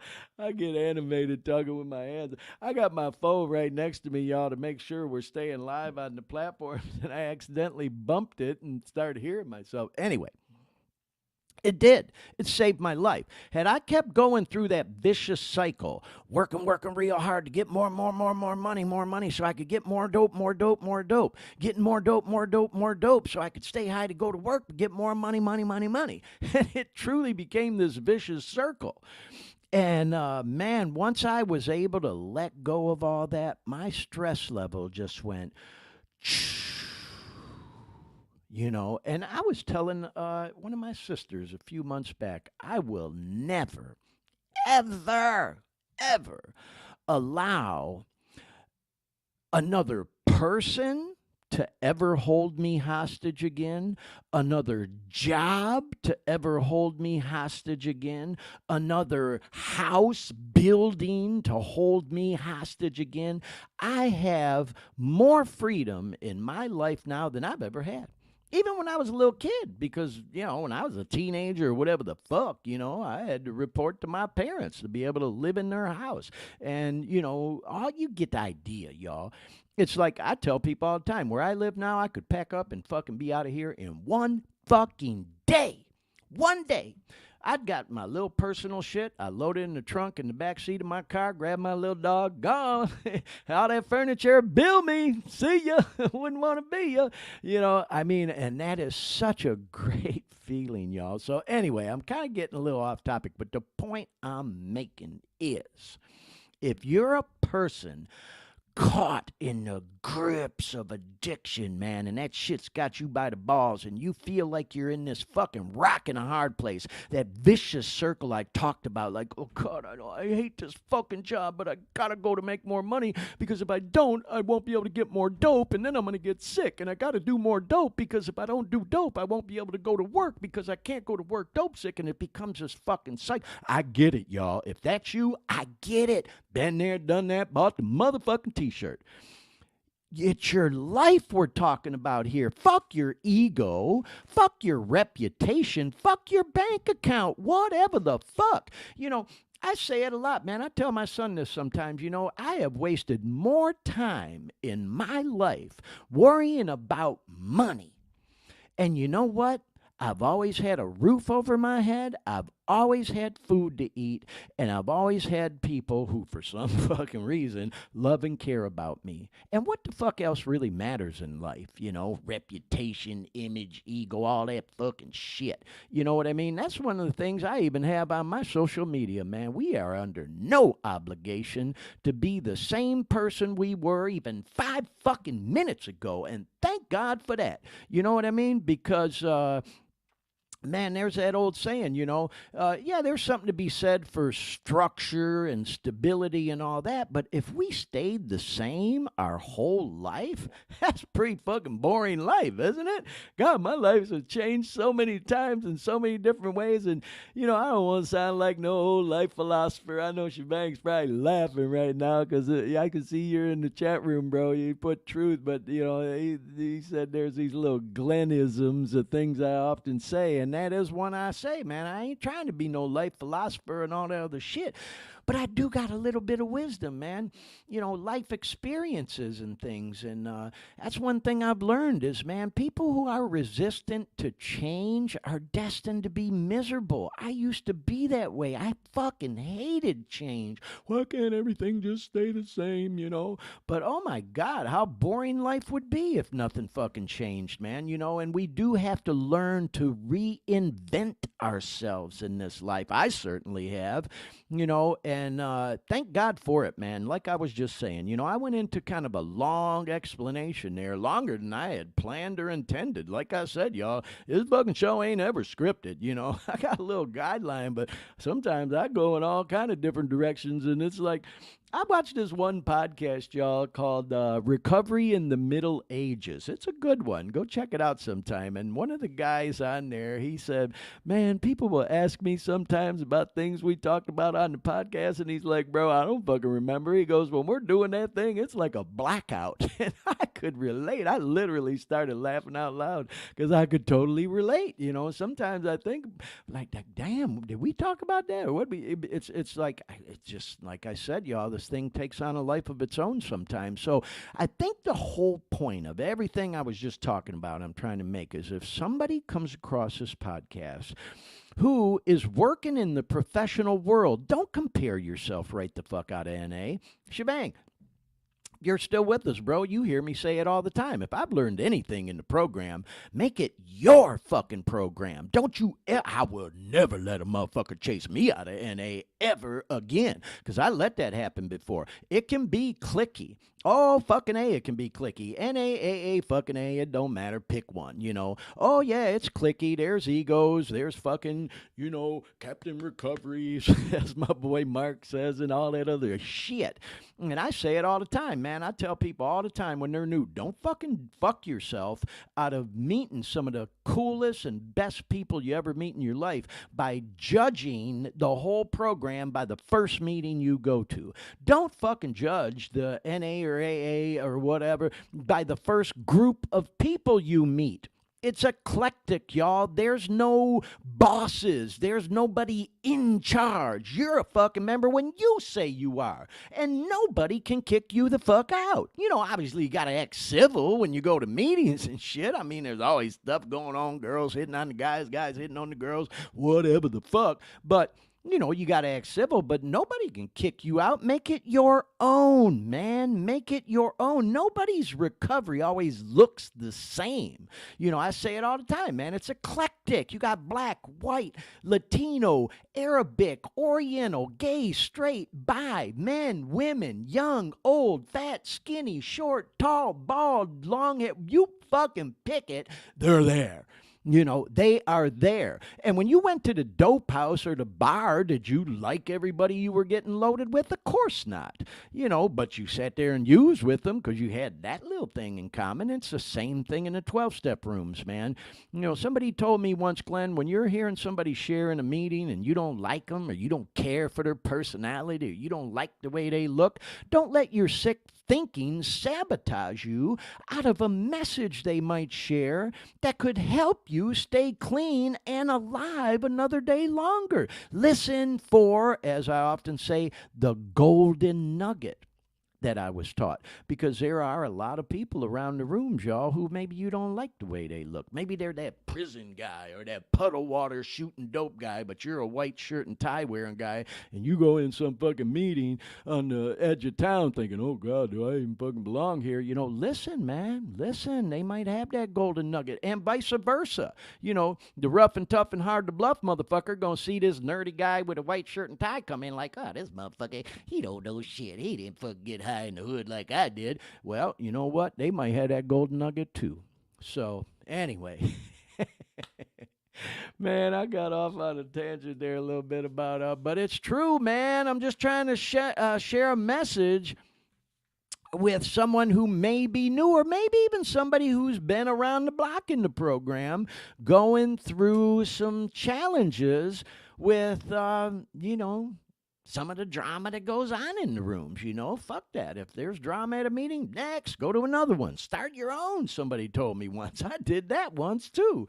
You know, but anyway, so with all that said, y'all, yes, this is true. Your recovery is going to make some people uncomfortable. And that might be people who ain't in the rooms or recovery, or people who already are. It could make your employers uncomfortable, your wife, your husband, your kid, whatever the fuck.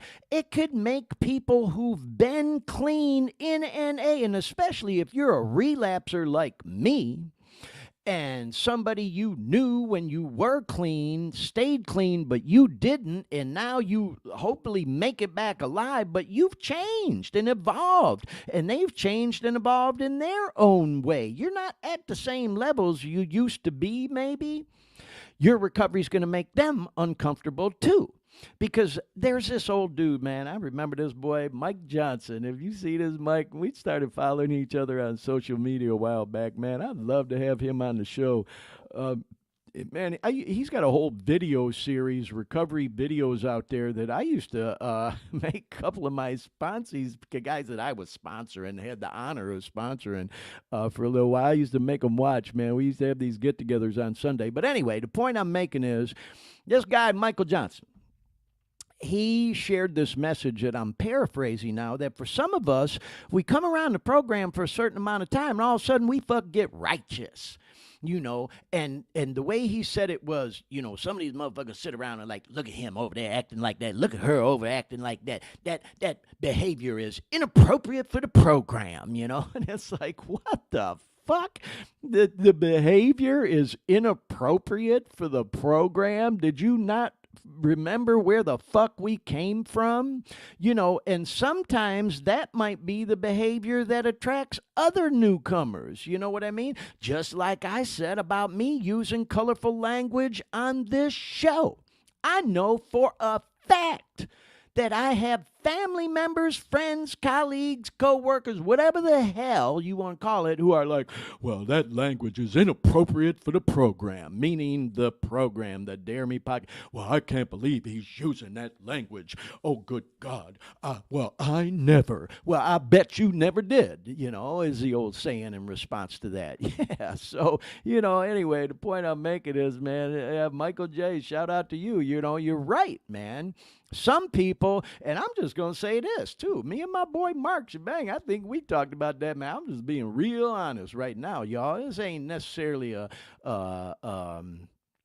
nice thing to say, and I certainly don't mean it in an evil way. This is just me being totally open and honest. Some of us will sit around at the meeting after the meeting or in the car on the ride, and we'll be talking about some of these what I call Captain Recovery motherfuckers that got so many years clean, and book thumping motherfuckers and think they know it all, that motherfuckers, and we'll be like, God damn, man, that motherfucker been clean too long. He forgot what it's like, you know, and gonna sit up in here and try to talk this shit. Or how about this new thing, man? It ain't so new anymore. When I got clean this time, I started going to some meetings, and these motherfuckers talking about, well, you ain't supposed to be mentioning a specific drug by name. And I thought, oh my God, are you fucking kidding me? NA went and got fucking politically correct on me? When the fuck did that happen?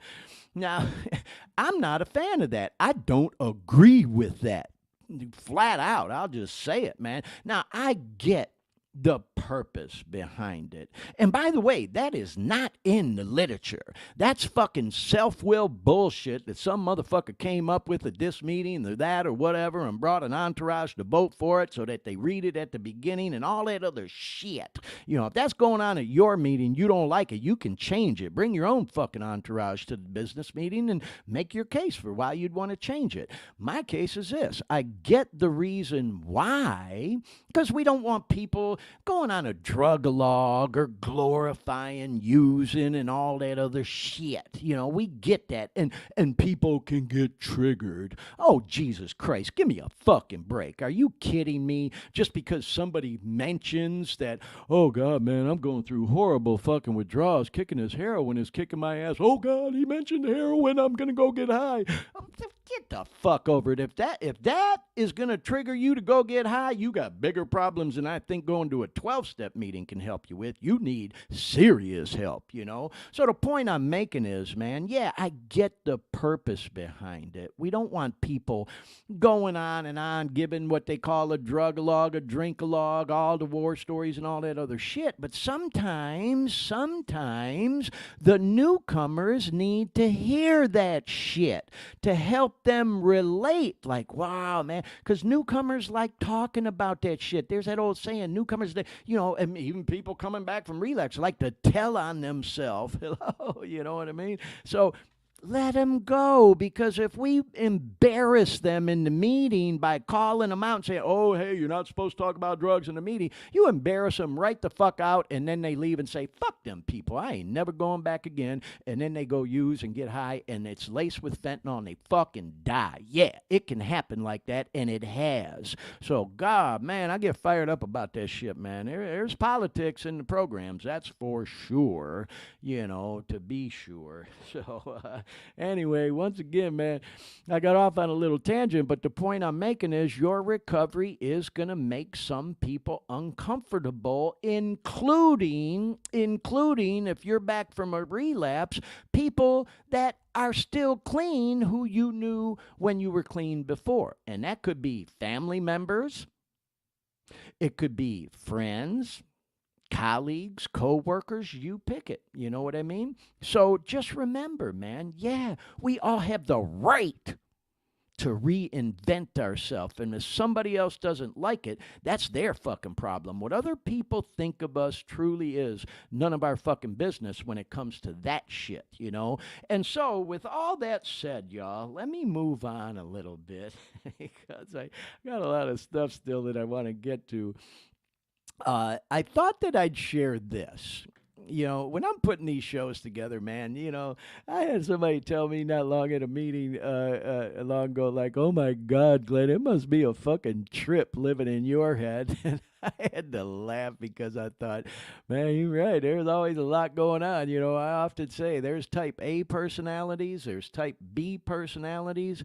I'm type AAA. I'm like the Energizer Bunny. I'm just going all the time. And so the point I'm making is this came to my mind as I was putting this show together. This is that boy Al Stewart, in case you don't know who that is, that's standing there with me. Al Stewart is a famous, and I do mean huge superstar around the world. He is the guy that wrote and made the song famous Year of the Cat.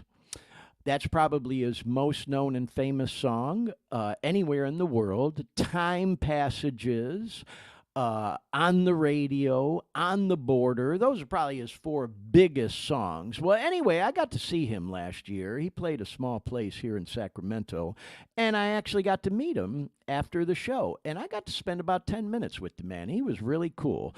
And you may even remember he did a little bit of a shout out to us on the podcast. And there's a point here, a method to my madness. Dean, can we play that shout out real quick that Al Stewart gave us? And then I'll tell you what I'm talking about him for. Hi there. I'm here with Glenn Victor. I want you to listen to the Dare Me podcast. You must. Al Stewart, you rock, brother. Oh, Thank you. I'm Al Stewart. You rock. Thanks, bro. So, yeah, quick, short, and sweet. Thank you, Dean, for playing that. But, man, that was like truly a thrill to meet him. And, you know, for some of our younger viewers and listeners, my boy Shivang, who I love so much, you may not know who he is, but, you know, he's a legend, man. The dude truly is a legend. He is 78 years old now, almost 79. And so, like I said, I got to spend about 10 minutes with him. We were talking and different things, and I said, oh, my God, bro, you know, man, you know, I can imagine some of the cool people you've met in your life, paraphrasing, you know, and we were talking. And you know why I decided to put him on the show again today and talk about this is because something he said to me applies to everything I've talked about up to this point and what this edition of the show is all about. He said to me, yeah, Glenn, a lot of people have come and gone in my life. He said, at this age, I will tell you that this group of people I play with now that have been with me and riding with me for about the last 7 years, he said, I can't imagine my life without them now. He said, I get together every once in a while with family for holidays, dinners, whatever. He said, and even old colleagues will have lunch sometimes. He said, and it occurs to me like, oh, good God, I have nothing in common with these people. He literally said that to me. He said, so yeah, you're right, man. He goes, different people come and go in your life. And then you meet new people. And he even said, at my age, a lot of the people that I knew in my earlier life are no longer with us. They're gone. They passed away. So you make new friends. And most of the people in his group are probably around 35, 40-ish, so they're quite a bit younger than him. But the point I'm making, y'all, if you haven't figured it out yet, and I'm sure you have, you know, is that I thought we'd talk about that little golden nugget of wisdom that the legend Al Stewart shared with me that has stuck with me. People do come and go in your life. And that includes people sometimes that you're very close to. Family members, blood family members, friends, co-workers, colleagues, you know. Sometimes people are in our life for a season, you know, and then maybe there's even a falling out of some sort. Maybe you start ghosting people or they start ghosting you. People set boundaries. Man, we had that girl, that life coach, Melissa Dawn, on the program a few weeks ago. She's been on a couple times. Shout out Melissa, by the way, if you see this. Such a great person and such a wise person, too, for her years. And she talked about how people set boundaries. And that sometimes when they do with us, it can be very uncomfortable for us.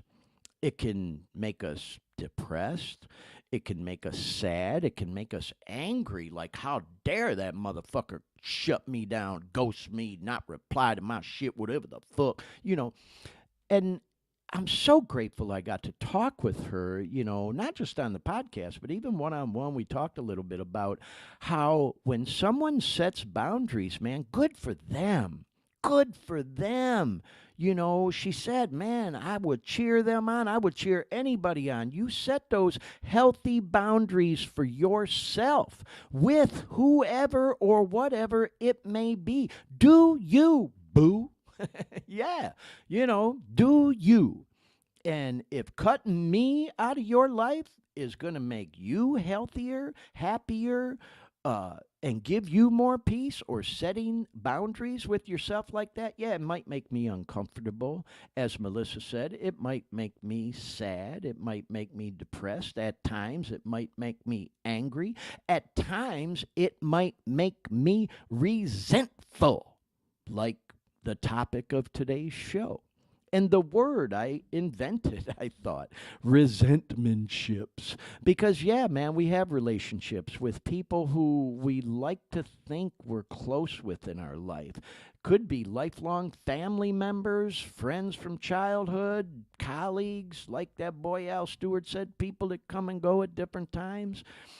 People change, just like I've changed. Thank God. And so the point I'm making again, y'all, is to get right back to that slide we showed earlier. Your recovery will make some people uncomfortable. And this fucking podcast right here that we're doing has absolutely made some people uncomfortable that have been a part of my life, and some have clearly set boundaries because of it. And I've, being honest, gone through different emotions over it. Like I said, man, I've heard from people I never thought in a million years I would have heard from. Like, wow, and they've made me feel so good. Like, oh my God, you were paying attention? Oh man, I'm sorry to hear about your family member. If there's something I can do to help, let me know. And we have, you know, people who've just, you know, complimented us on what we're doing or whatever that I never thought in a million years we would have heard from. New friends that we've made, yet long-time friends, colleagues, or whatever have chosen to cut off communication or just not reached out at all, which is fine. You know, we can, you know, respect that. So anyway, with all that said, y'all, I want to show this because someone, and it's ironic, I think about it, the person I captured this from that posted this and the connection here, but I won't go into that. Dean, you may remember, Dean's not at his mic right now. There he is. Okay. I'm sorry, Dean. I didn't mean to put you on the spot. You may remember a while back I was talking on one of the podcasts and I said there's that scene from the movie Scarface, where he's sitting there in the room with Mel, the detective, and Mel says he just shot the guy that he had been dealing dope for, and Mel's sitting there, and he goes, "Don't go too far, Tony." And then Tony shoots him. Well, that crops into my mind every once in a while when I do this show, like, okay, Glenn, don't go too far.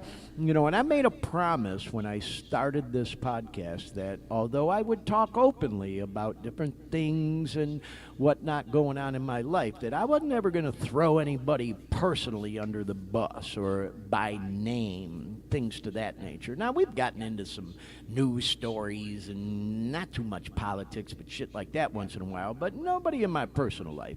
I've certainly told some people to fuck off on this show without mentioning their name, and believe me, if they were watching and reading between the lines, they know it.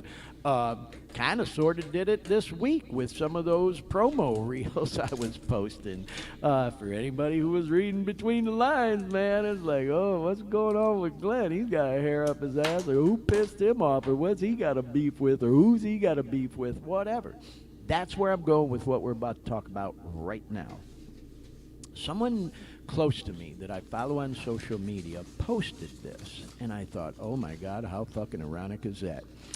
And as you can see, it says, if someone ghosts you, respect the dead and never disturb them again. Oh, and hey, I got to take a moment to send a shout out to that boy G Money watching live from Hawaii. We got G live in the chat room. So, man, we truly are nationwide. Look at that. We got Dean live in Orlando. You got Shebang live from Detroit, Michigan. You got yours truly live from Sacramento, California. And we got G Money live from Honolulu, Hawaii, all joined in on the podcast live at the same time. I see we've got several people in the viewing room as well. And whoever may be listening and not watching, shout out to you. And, of course, anybody who ever comes across the recorded version of the podcast. So welcome aboard, G. And I look forward to having you on the show again soon. And I teased a little bit earlier that we got some big news. We ain't letting the cat out of the bag on yet, but big news coming up here, hopefully within the next few weeks, about G Money. So anyway, y'all, back to the matter at hand. If someone ghosts you, respect the dead and never disturb them again. And G, it's interesting that you jumped on at the time you did, because I'm actually about to talk about some communication we had this past week. And when I saw this post, it really kind of blew my mind. And I had to, I'll just say it, y'all, I had to apologize to my own son. We were communicating about, some really fun and exciting things he had been sharing with me. And we had pretty much wrapped up our communication. And then a few minutes later, and G, again, I know you won't mind me sharing this, no names, sent me a message saying, hey, oh, by the way, I heard from so-and-so, and just want to let you know. And I had this instinctive reply. It was a knee-jerk, y'all. I truly knee-jerked. I did not let it process and, do the proverbial walk around the block or anything. And I replied, fuck that guy, dead to me. What the fuck? What? Where did that come from? And man, that just goes to show y'all, I realized the more I thought about it, I got some fucking anger issues going on here. I have a resentment. What this show is all about today. The topic of resentments and relationships. Because this person I'm referring to is someone that, I have a relationship with, that I have most of my life, And right now it's not good. And so, it made me think too that, because, as you recall, G, I sent my boy G a follow-up message the next morning, and I apologized. I said, I owe you an apology, man. I was out of line. I acted out of anger because of the strained relationship I have with a person right now that you love and have a relationship with and care about and respect, that is different than where mine is right now. And I disrespected your relationship by sharing what I did. And man, it gets so fucked up when you start peeling the layers away. And by the way, for anybody really paying attention, I'm the only one that's had issues like this in relationships, right? Whether it's family, friends, co-workers, colleagues, whatever the fuck. Yeah, I know I ain't the only one. So, I could start naming people, but like I said, I ain't going to do that. So the point I'm making is, man, god damn, that, it got to me more, not so much because I was feeling bad that I said something like that about a person that probably hurt my son's feelings because I said something negative, that nasty, like, fuck that guy, he's dead to me, that he loves. And not necessarily even because I felt bad saying that about that person, but I felt bad like, oh my God, what the fuck is going on with me that I'm allowing just some little communication like that to fuck with my peace to the point where I would send a fucking angry ass text like that, quite frankly, let's face it, y'all, was out of line. You know, it was out of line. And so I just tell that little story because it really made me think about some of the things I've learned in the program of NAAA 12-step, pick whatever the hell you want. You know, and there's that old saying, man, you can read shit till the cows come home, go to as many fucking meetings as you want to and events and all that shit, but if you ain't working the steps, if you ain't incorporating that shit into your life, if you're not living it, man, then you're wasting your fucking time. You know, I've said it on this podcast before. We talked about it at a meeting just the other night. There's an old saying around the rooms, around the 12-step rooms, any old asshole can stay clean. Do you got to work the steps to stay clean? No, you don't have to. I can even account for that. There's been times in my life where I wasn't working no fucking steps, man. I just detoxed and was living clean. And as that saying goes, yeah, any old asshole can get and stay clean without working the steps, but that's just it. They're usually a fucking asshole. And that's how I felt. I felt like I was being an asshole. Oh my God, who sends a text like that to their own son about someone they know and love just because I got issues, because I got beef, because I got whatever, you know, issues with someone setting boundaries with me, whether it's over this podcast or any other goddamn thing. You know what I mean? And so the point I'm making is, y'all, it really made me think to myself, damn, gee, because, yeah, I talk to myself that way sometimes. Like, I need to take a look at that, man. The fuck am I letting another person affect my peace that way? As I've said on this podcast, I said it tonight, that I will never let another person hold me hostage again. Yet, I send a text like that. That's me allowing, as the old saying goes, another person to occupy space in my mind rent-free. Because that motherfucker probably ain't even thinking about me that way. Like, whatever, I just don't, I got to keep that motherfucker at arm's length. Let him do him, you know what I mean? Whatever. Hey, it is what it is, you know? But man, did I lash out real quick. So that's when I decided, you know, from week to week, man, I never know for sure what we're going to talk about on this podcast, what the topic's going to be, if we're going to have a guest or not, or whatever the fuck. And like I said at the beginning of the show, you know, what's going on, Dean? I'm losing you here. Yeah, I don't know what happened. Oh, sorry about that. Okay. Whoa. We lost everything, bro. I lost the slides. Don't worry about it. Don't worry about it. Put it back. Okay, I'm my just making my browser sure. crashed and you're still going. Okay. All right. So, anyways, yeah. It made me think to myself, okay, yep, here, we'll pull them back down and get back up to the one I was at. It made me think to myself, y'all, there we go, that if someone ghosted me, setting boundaries with me, got me to the point where I was, you know, reacting in that way, it made me think to myself, okay, I really need to apply some of the things I've learned around the 12-step programs about resentments. And not to mention some of the other things I've learned having to do with the literature and the steps and everything else, you know. And obviously this post right here, y'all, is coming at it from almost like a negative way, like, hey, if that motherfucker want to ghost me, fuck him. Like I said, that dead to me, you know. That's kind of what this thing's alluding to. So it is what it is. If someone ghosts you, respect the dead. Like, hey, you know, but I don't want to feel that way, man. You know, I get it. This is a catchy meme or post or whatever, like, fuck that guy and all that other stuff. But that's not how I want to be in my life. You know, I've said it on here many times, man. Yeah, you got to mind your P's and Q's, and I definitely got that ghetto side to me, but I try to love everybody, man. Do you. Long as you ain't hurting me or anybody else, do fucking you. I don't give a fuck. Do you.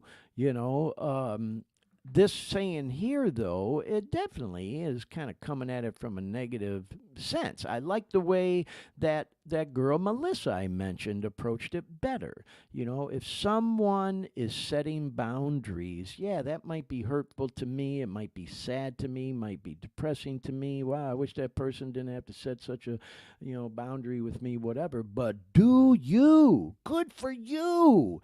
And especially with a guy like me, I know I'm a lot to take, y'all. I might be crazy, like I sometimes say, but I ain't stupid. Like I've said, I'm not a type A or type B personality. I'm a type triple A. I'm like the Energizer Bunny, man. I was sharing this the other night. I've been married not once, not twice.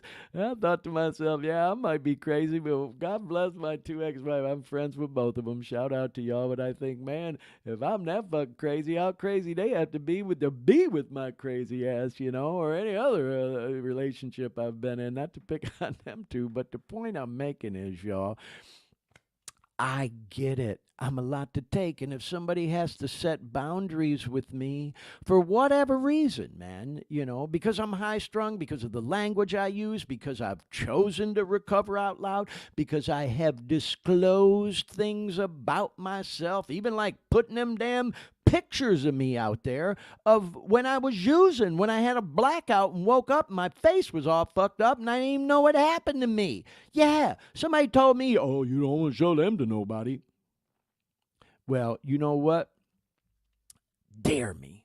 And I did. And I'm glad I did. And I've gotten feedback about that it's helped people. So if my misfortune can help another person, but it makes somebody else uncomfortable to the point where they got to set boundaries with me, so be it, man. So be it. Do you, boo?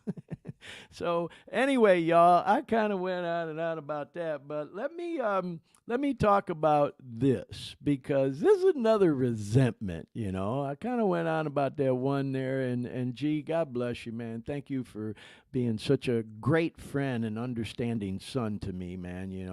I'm so blessed that way. Here's another one. Who don't cop resentments about social media bullshit, We all do. I really believe that, man. And this one I thought was funny as hell. There's that Kevin Hart comedy bit where he says, hey, they wasn't ready.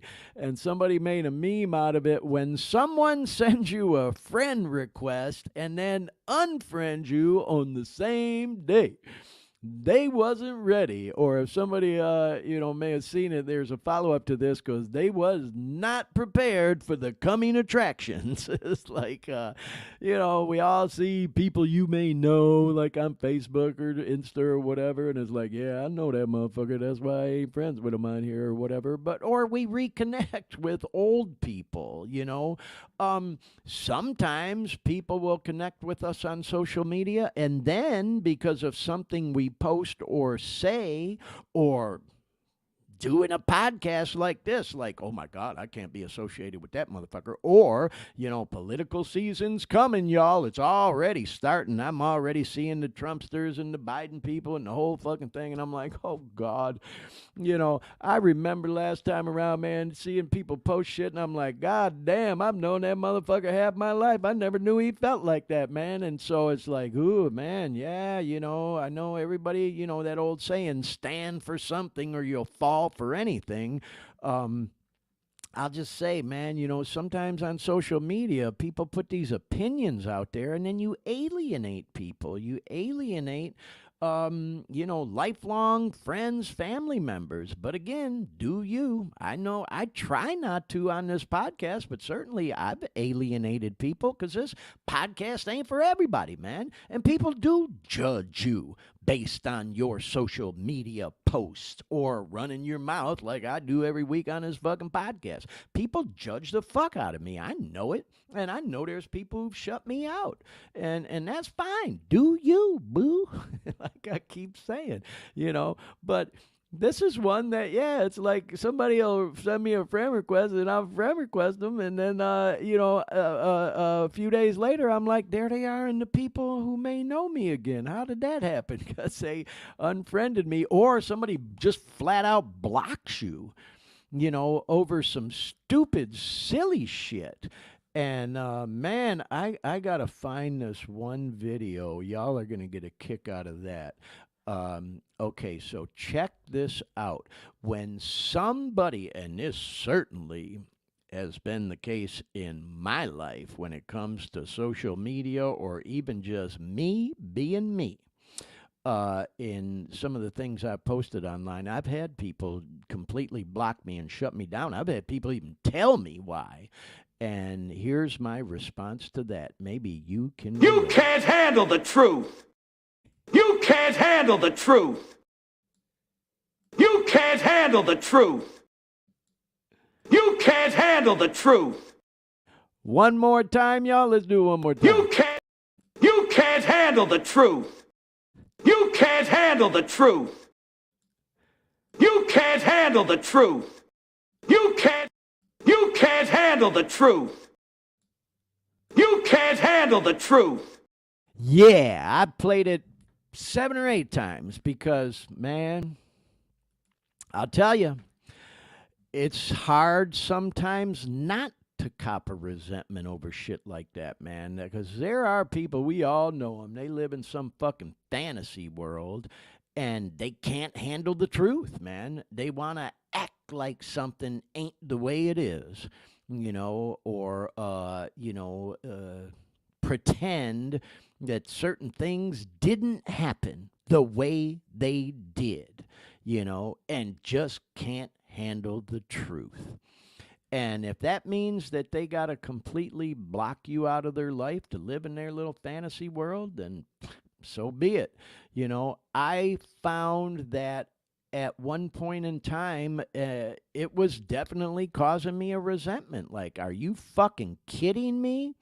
I mean, there's one situation, oh boy, a situation again where I'm thinking, man, don't go too far, Glenn, where sometimes you cop resentment towards people who, there may have been things that happened in your life as a child, and you reconnect with them on social media, or maybe someone who took something from you that can never be replaced, and then want to act like it didn't happen and block you on social media because you can't handle the truth.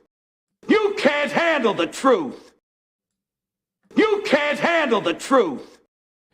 Yeah, one more time, y'all. There you go. So, yeah, do I still have resentments? They creep up once in a while. Did you sense my little tone of anger in what I just showed?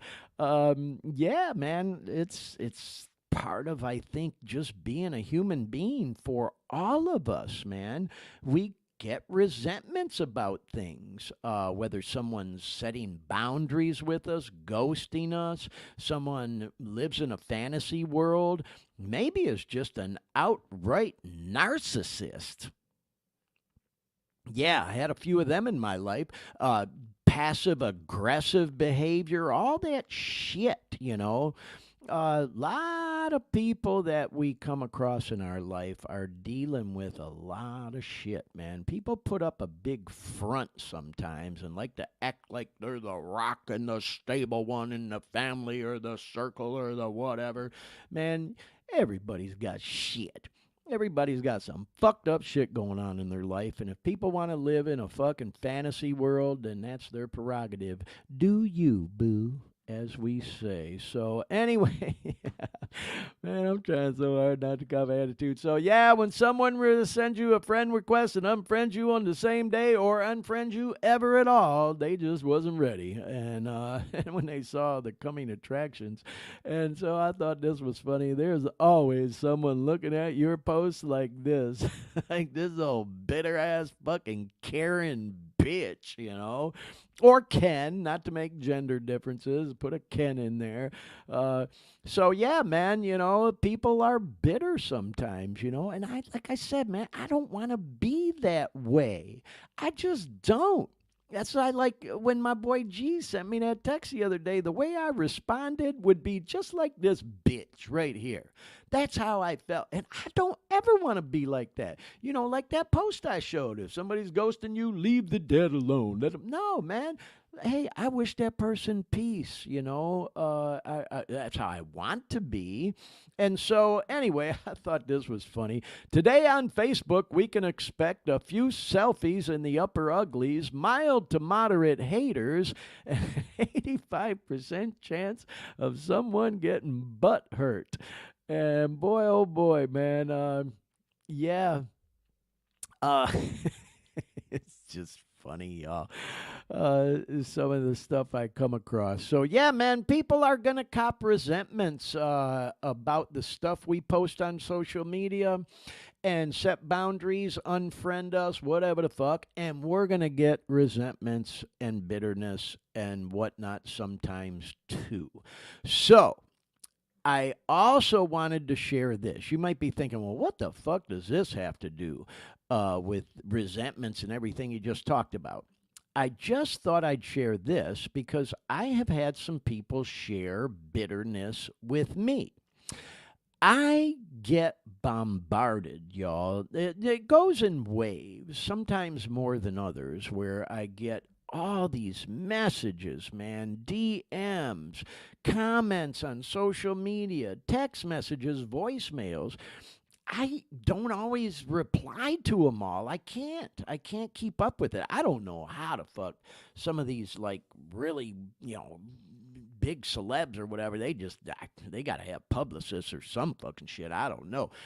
And I've had a couple of people reply to me like, God, you could have at least got back to me, man. Wow, that was disrespectful. Hey, man, it wasn't personal. It wasn't disrespectful at all.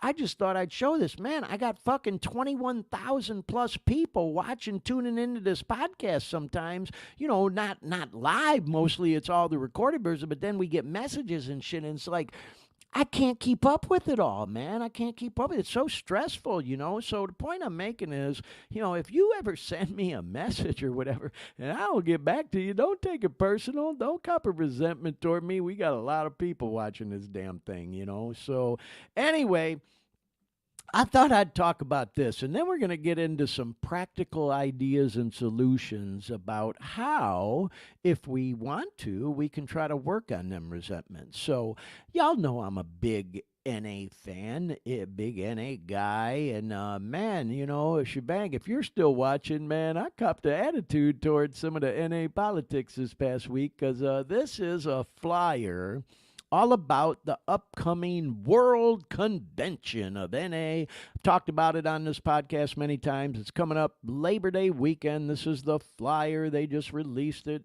here within the last week or whatever it's been, you know, registration, hotels, and all that. Well, some people are really upset, man, because it ain't cheap, you know, and it's not cheap, you know. It costs a lot of money to put these things on. But I will say, I've never seen a convention charge this much for registration. It's $175 just to register. Not to mention all this other stuff they got going on, you know, blues shows, jazz brunches, concert, whatever, merchandise, all that. Not to mention hotels and shit. Well, some smartass, and I'm just putting him out there because he put this on social media, so I don't give a fuck. His name's Edmund Anthony IV. Shout out Edmund. He's part of this group I belong to. You see the WCNA 38 Facebook page. And he wrote, because all these people all week been putting it out there. Oh, me, look at me. Ooh, ooh, ooh. I get it, man. I'm registered and flight booked, hotel booked for the convention. Ooh, ooh, ooh, me. Look at me. I'm going to the convention, the World Convention, you know. It's like, I start getting an attitude like, God damn, motherfucker, big fucking deal. You're going to the convention, you know. And then this smart ass posted, what happened to all the people that booked ahead on their own? No more comments from them, because everybody who had been booking since they came out with the registration were posting all this shit. Well, guess what? I booked my hotel ahead of time because I knew the convention was in D.C. and was going to be at the convention center, so I booked my motherfucking room at the Marriott right across the street months ago. And guess what? That is considered to be like the main hotel. There's about 20 of them in the area that they're part of the whole discounted rate or whatever. But fucking hey, bro, I registered ahead of time, or reserved my hotel ahead of time, and I might register, I might not. And if I do, I'll fucking do it when I get there. Ain't no rule that says you got to do it ahead of time. I mean, I get it. They're trying to raise revenue for the convention and all that, but that's a lot of fucking money for some people. And I was glad to see this girl, Dawn Irene, posted this on there. She said, she replied, there were other people like, dude, what's the purpose of this post? Why would you even post something like that? Why are you trying to stir up some shit? And this girl, Dawn Irene, posted, people who booked early were very smart to do so. Hello, thank you, Irene, or Dawn Irene, because it's outrageous now and unreachable for people on fixed income or the newcomer, and registration, as she calls it, is beyond ridiculous. $175 is a lot, y'all. Please don't come at me about the expense and economy. And then she wrote in all caps, there's no justifying outrageous registration cost. Yes, I can definitely afford to go, yet choosing not to. She's not going. She said her first World in 2018 in Orlando was amazing, affordable, and a great experience. So anyway, y'all, I don't mean to be airing our dirty NA laundry on this podcast, but it is what it is, man. Let's face it. People put this shit all out there on social media. Ain't like I'm sharing no big secret. It's out there for anybody else to see on the internet, you know.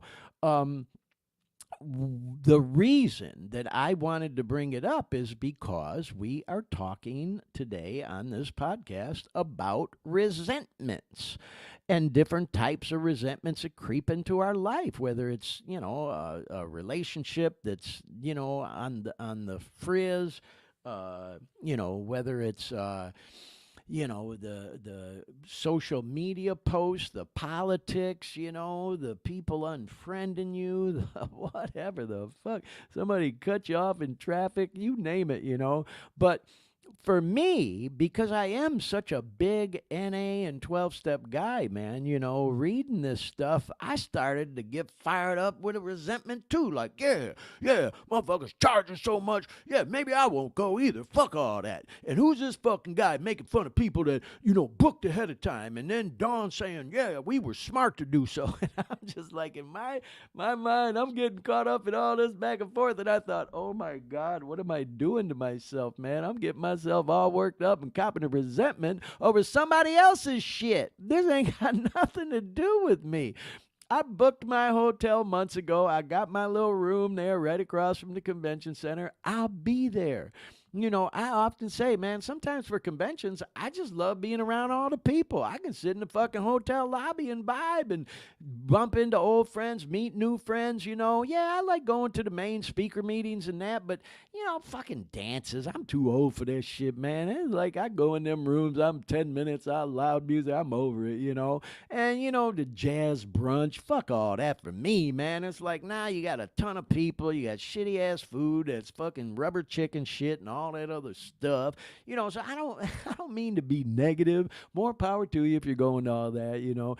It's just that I've been there, done that, bought the t-shirt. That stuff's not important to me so much anymore. If they have a big name concert, which they haven't announced yet, you know, I've seen Eric Clapton at an NA World before. I've seen ZZ Top. I've seen B.B. King. I could go on and on. That I'd like to do, but they haven't announced who it's going to be yet. It might be somebody I don't give a fuck about seeing. You know what I mean? So the point I'm making is I'll be there. I will be there. And D.C., by the way, is a city everybody should see once. Certainly every American should see at least once. Go to Arlington and shit. Yeah, man, it's powerful. So anyways, though, I'm just saying, man, if you're a program person and you know, plan on going to the world and all that, let's not turn what is such a beautiful experience, because it truly is, man. It's like life-changing stuff that goes on at these conventions. It's so powerful, yet we got this tit for tat resentment causing bullshit going on. And the fucking event hasn't even started yet. Yeah, it's expensive, man. It ain't cheap. Nothing's cheap anymore. You know what I mean? But you don't have to register to be able to enjoy this event. Like I said, go there and fucking hang out in the lobby of the hotels. Go there and hang out in the halls of the convention center. Yeah, obviously you got to have a place to crash. You know, you can't just crash in the hotels, you know, but you know, that's a given anyways. You know what I mean? Get you an Airbnb. Go on the cheap that way. Whatever the fuck, you know. You don't have to pay for all this stuff at the convention to be able to go. Now, some of them convention people and the service gurus might not like me saying that because they need money. It costs a lot of money to put these events on. But not everybody's got that kind of fucking money, especially newcomers like the girl Dawn Irene pointed out. So I'm just saying, man, if you're a person, especially that, you know, maybe is new to recovery, or somebody who's been around the block like me and you don't want to spend that kind of fucking money, even if you got it, you know, you can still go and have a good time, you know. One thing I'll share and then we'll move on that I've learned about conventions, man, because I've been to a lot of them, worlds too. I mean, like probably 20 of them now, is I learned that two things. Don't compare. When I compare it to previous ones or this one or that one or that one, I mind fucked myself. In fact, I already saw people posting and, what, there's no banquet? What the fuck, man? Why ain't going to no banquet? You know, well, fucking the World Convention is huge. This ain't like going to, you know, a regional or city convention where it's manageable and they can have a banquet for people, you know.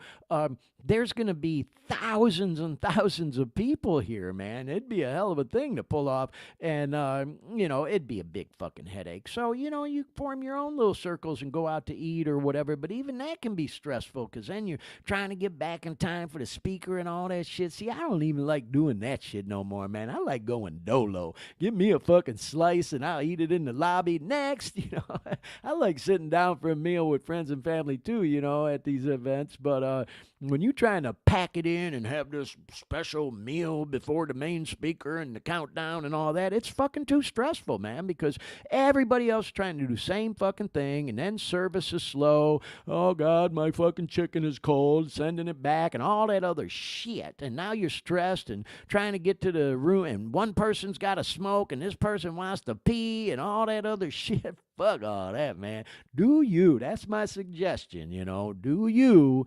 And don't let, you know, trying to have a meal with some friends on the night of the main speaker of the banquet, you know, put a damper on your convention. Fucking get you something on the fly and have a nice meal with them earlier in the day or the afternoon or a breakfast or whatever. So, yeah, those are just some tips that I've learned by going to these events. But at the end of the day, man, part of the reason I want to bring this up is I found for me, here, been around the block, all this, you know, so-called peace and knowledge and wisdom and practice I put into play, I'm still letting something like this cause a resentment in my mind. So, yeah, man, I can get resentments over some of the stupid, silly shit that gets posted online. So, with all that said, let's transition into talking about, like I said, man, some of the practical ideas that, you know, I've learned around the rooms for trying to combat resentments and have peace in my life. And here's the answer right here, y'all. Anybody who's a real one in the 12-step programs will tell you this all day, every day. Like I said earlier in the program, can somebody stay clean without working the steps? Hell yeah, they do it all the time. They're usually assholes, but you can do it. You know, if you truly want to have some peace in your life, truly change your personality so you're not this bitter Karen or Ken or angry person or resentful person or depressed person or whatever, you start applying and working these steps, man, it don't happen overnight. Like I often say on this podcast, you don't walk in the rooms of NA or AA and they don't sprinkle no fucking pixie dust on you and everything's okay and you're bright and cheery, happy, joyous, and free. Fuck, I wish it was that easy, and I know a hell of a lot of others do too. No, it takes work and it takes time. Time takes time. And there's, part of the readings that are done at the beginning of all the meetings is after they read all these steps and shit, they say, this sounds like a big order and we can't do it all at once. And that's true. We can't do it all at once. It takes time. And so I just thought we'd show this, y'all, for anybody who may be new to the 12-step programs, comes across this podcast trying to kick, trying to get clean, trying to decide if going to an NA or AA meeting might even be right for them. What's this 12-step shit all about? What the fuck? What does it mean to work the steps, Well, here's the steps, man. Here they are. And, I'm just going to go ahead and read them. What the fuck, So this is from the NA. These are read at every single NA meeting you will ever go to. And they're read at AA meetings as well. These are from the NA program. And this is it's like a handout. And it's called How It Works. And it says, if you want what we have to offer and are willing to make the effort to get it, then you are ready to take certain steps. These are the principles that made our recovery possible. And by the way, after I read these, y'all, we're going to read these. These are humorous takes on the 12 steps, kind of an analogy of them. But let me read the actual steps first. So anyway, 1, we admitted we were powerless over our addiction and that our lives had become unmanageable. 2, we came to believe that a power greater than ourselves could restore us to sanity. 3, we made a decision to turn our will and our lives over to the care of God as we understood Him. Oh, God, there's that word God. For all the people scared of that. Believe me, man, ain't nobody going to run up on you with a Bible or try to fucking, pray over you in a meeting or whatever. It ain't like that, man. It is not like that. It's not a religious program. It's not a cult. We've heard all that kind of shit about the programs and all that. It ain't like that, man. That's fucking either people with a resentment toward NA or AA because somebody said something they didn't like or some girl didn't take their advance or guy or whatever the fuck. So now all of a sudden they judge the whole program and all that, and say things that aren't true. And people have said, I've heard many times about, oh, God, it's just a cult, and oh, God, it's a religious. No, it's not. It's just you do you, man, and it's up to you to decide what kind of God or higher power, if any, you want to have in your life, man. Not everybody even does. We had that guest, Steve Lawrence, that boy, shout out Steve on the program, who is a self-proclaimed atheist. He's still staying clean. Just celebrated 10 fucking years clean and has a program. So, yeah, I don't mean to go off on that. So, 4, we made a searching and fearless moral inventory of ourselves. 5, we admitted to God, to ourselves, and another human being the exact nature of our wrongs. 6, we were entirely ready to have God remove all the defects of character. 7, we humbly asked Him to remove our shortcomings. So, let's talk about that for a minute. Defects, character, shortcomings, it's all the same shit. If you've read the history, they're the same thing. Bill Wilson, who wrote these steps, said that. He just wanted to use different wording. You got some of these fucking, psychoanalysts who try to say one is different than the other. Whatever. Do you, boo. I know what Bill said and what I read. Okay, so anyway, when we talk about resentments, certainly, I don't think anybody in their right mind can deny that these are defects of human character. These are shortcomings we have as human beings. We get angry. We cop a resentment that fucks with our peace. Like, there's that old saying about resentments. It's like swallowing poison and expecting it to harm the other person. The fuck? Yeah, because it fucks with our peace when we cop a resentment. The other person probably doesn't even know.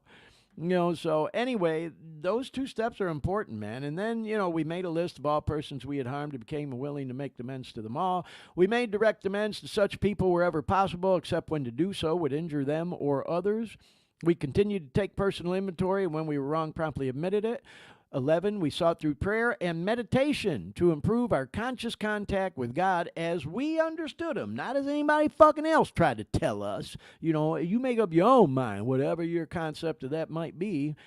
Praying only for knowledge of His will for us and the power to carry that out. And then 12, as it says, having had a spiritual awakening as a result of these steps, we tried to carry this message to addicts and practice these principles in all our affairs. You know, that's people will often say doing a 12-step call. Fuck, I think of it like with this podcast. This is me working step 12. I'm doing a podcast, you know, all about addiction and recovery, trying to help people. That's me doing a 12-step call in my own way, working step 12. So anyway, I mean to bore y'all to death by reading them, but I thought it was important to read them as we transition into this funny way of doing them. Russell Brand, the comedian, he did a take on these too, but this is pretty good, and it's pretty fucking accurate too. So you take them 12 steps I just read to you, and now here's the conversion. The 12 fucking steps.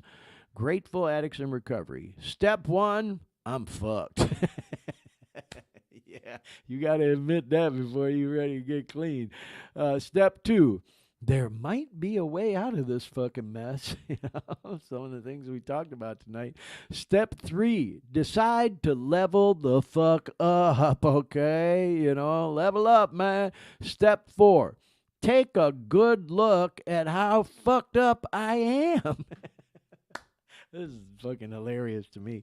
Step 5, tell someone else about all the fucked up stuff I've been through. You know, like I said, man, a lot of times people get clean and they need to tell on themselves with somebody, you know. Step 6, prepare to stop being such a fuck up. Step 7, try to stop acting so fucked up. Step 8, make a list of everyone you fucked over. Step 9, swallow your fucking pride and tell them I really fucked up. Except when doing so would fuck them harder. Step 10, keep an eye on my fucked up thinking and behavior. Step 11, chill the fuck out sometimes. And step 12, help the next poor fucker that walks in. So I'm sorry, y'all. I crack myself up sometimes. I just thought that was hilarious. So anyway, the whole kind of meat and potatoes of tonight's show is all about resentments, resentment ships, relationships. And what can we do to get through those negative feelings of resentment that all human beings go through at some point or another, whether you're a fucking drug addict or not, whether you're an alcoholic or not, just everyday people got bitter as a motherfucker, man, resentful as shit. Life fucked me, you know, or whatever. We've all met the Karens and the Kens out there, right? You know, or maybe we've been one our own damn self, you know. So how do we get through all that? Well, we often say in the 12-step programs, God damn, man, we're lucky we got the 12 steps. The people that ain't in the programs, or the normies, as we call them, if you're a normie watching this, God bless you, don't have the 12-step programs. Well, guess what? You can work them too. You don't have to be a fucking addict or an alcoholic to try to apply these principles in your life that could hopefully help bring you peace when it comes to things like resentments. And anyway, this is just a humorous way of explaining the steps, but it's actually quite accurate, you know. So anyway, let's do a little bit more of a deep dive into the recovery process. See, now we're kind of getting into the meat and potatoes of some of the practical ideas, 2.5 hours into the podcast, that we can try to apply when it comes to resentments and stuff. So I pulled a couple screenshots from the internet. There's a shit ton of stuff out there, y'all. But, you know, and I've got some even myself from my trips to rehab and treatment and being involved in NA and AA. But I thought this was a good screenshot. And believe me, if you go online and just Google, you know, step 4 inventory, resentments, AA, NA, explanation of these types, you'll find a world of information. But You know, there's a shit ton of workbooks out there, worksheets. There's Hazelden stuff, Betty Ford Center stuff, AA stuff, NA stuff, books, all kind. You can read so much about it. You know, back in the day, there wasn't as much literature as there is now, but you get the idea, man. If you're going to try to work some steps, you know, I'm not going to go through the steps with you on this program. I'm just not going to do that. But I thought we would talk about this a little bit because you can see one of the lists when you're doing a step 4 inventory is resentments. There it is, right there, at first page. And then next to that, it says review of fears, relationships, and strengths, and stuff like that. So, yeah, man, putting them down in writing. And it's not always just people, y'all. It can be institutions and things to that nature. Just another screenshot, you know, of a journal, workbook that's out there that, you know, if you're really going through it, man, dealing with resentment, struggling with your peace and all, these are tools that are out there and available to you. You can order them from freaking Amazon, have them delivered right to your own front door. Do your research, man. So, yeah. Anyway, I pulled this as well.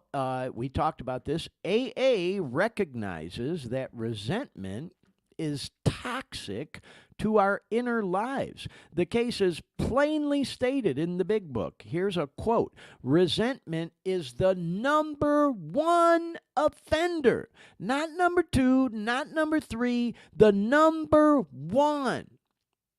Above all, number 1 offender. What does that mean? It destroys more alcoholics, addicts than anything else. And that could be using or clean and sober. Clean, sober, whatever the fuck you want to call it if you get caught up in all that Lango politics bullshit. If you know, you know. But at the end of the day, resentment can fuck a person up whether they're drinking, using dope, or not. It's the number 1 offender and destroys more people, I think, not just alcoholics or addicts, than anything else. And as it says, a person mired in resentment has scant chances of recovering from addiction. Think about that. And that is a word used in the AA book, by the way, addiction there. Because they recognize, yeah, they have a singleness of purpose on alcohol, but they recognize it's an addiction. So for all you AA old-timer gurus that don't think of alcoholism as an addiction, read your own fucking book. Yeah, I said it. You know, so there you go, man. It's like, God damn, this is powerful shit.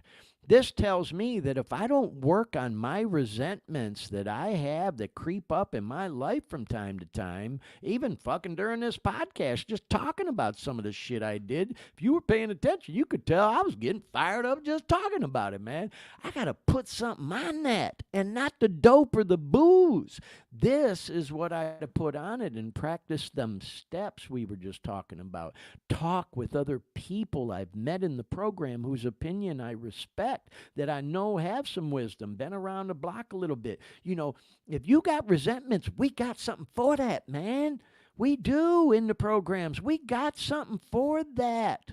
And it ain't dope. It ain't booze. We got the steps. We got the relationships. We got the information. And so, as it says here, where in the big book does it say resentment is the number 1 offender? And by the way, if you ain't got an AA big book, even if you're an NA person, get one, read it, educate yourself and family members. There's, big incentive for you to read it, too, to help understand your addict, your alcoholic, employers, friends, whatever. Anyway, it says anger first comes on in a flash of bright fire and, if left to develop over time, fades into a seething, volatile substance. Volatile. I like that word. That's a powerful word, volatile substance. Oh, man, I've had it happen to me. Still can creep up from time to time, being honest. You know, it is called resentment. The quote-unquote number 1 offender, according to, and here's the answer to the question, page 46 of the big book of Alcoholics Anonymous. That's where you can find it.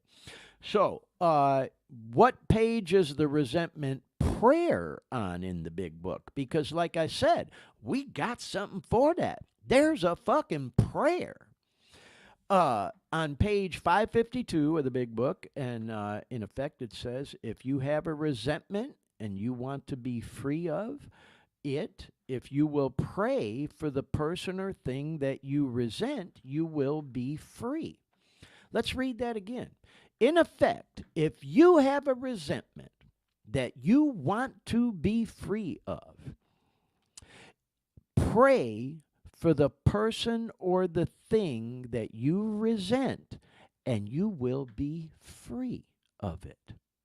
And that does not mean, by the way, a little humor, to pray that they get hit by a fucking train. Okay, I've heard that said before. I didn't come up with that, but it's a little humor. Yeah, don't pray they get hit by a train. Sincerely, from the heart, pray for that person. I've done it, y'all, and guess what?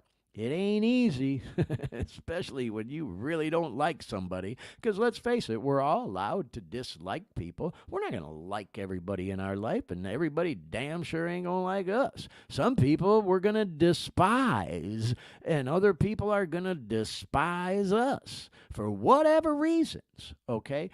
And be that as it may, if it's causing anger and fucks with your peace, that's when we need to do something about it.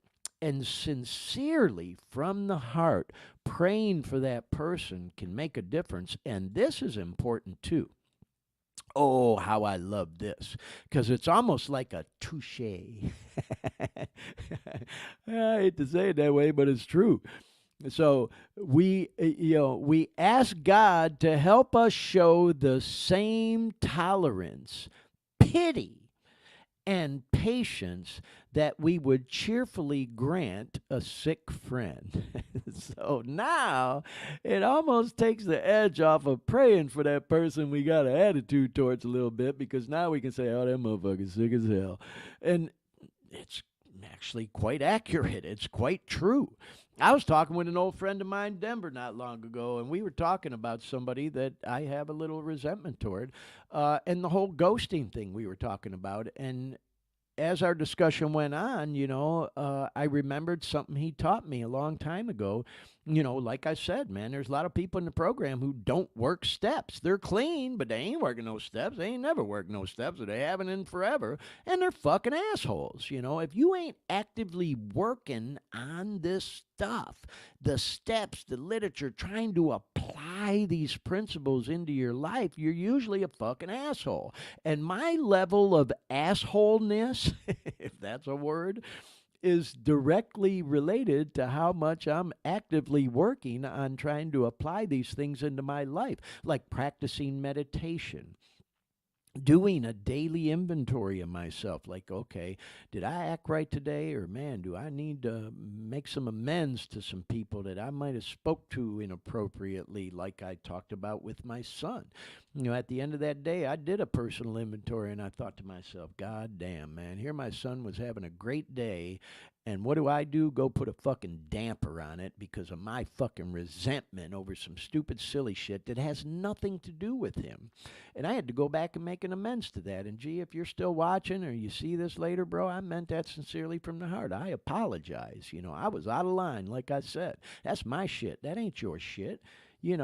And so anyway, y'all, yeah, man, people who, have resentments toward us, or maybe did something or haven't done something, in the case of ghosting someone, are going through their own shit. I was told a long time ago, man, oh God, I would love to go into the story, but we ain't gonna be able to tonight in the sake of time. But, I had a horrible resentment in my life once about some shit that was literally destroying me. And I had someone tell me, Glenn, that shit had nothing to do with you. Because I was like, they did that shit to me. Don't they know who I am and all that shit? And it was like, that had nothing to do with you, Glenn. And I didn't get it at the time, but now I see it like so crystal clear that exactly what it says right here. they were caught up in their own sickness.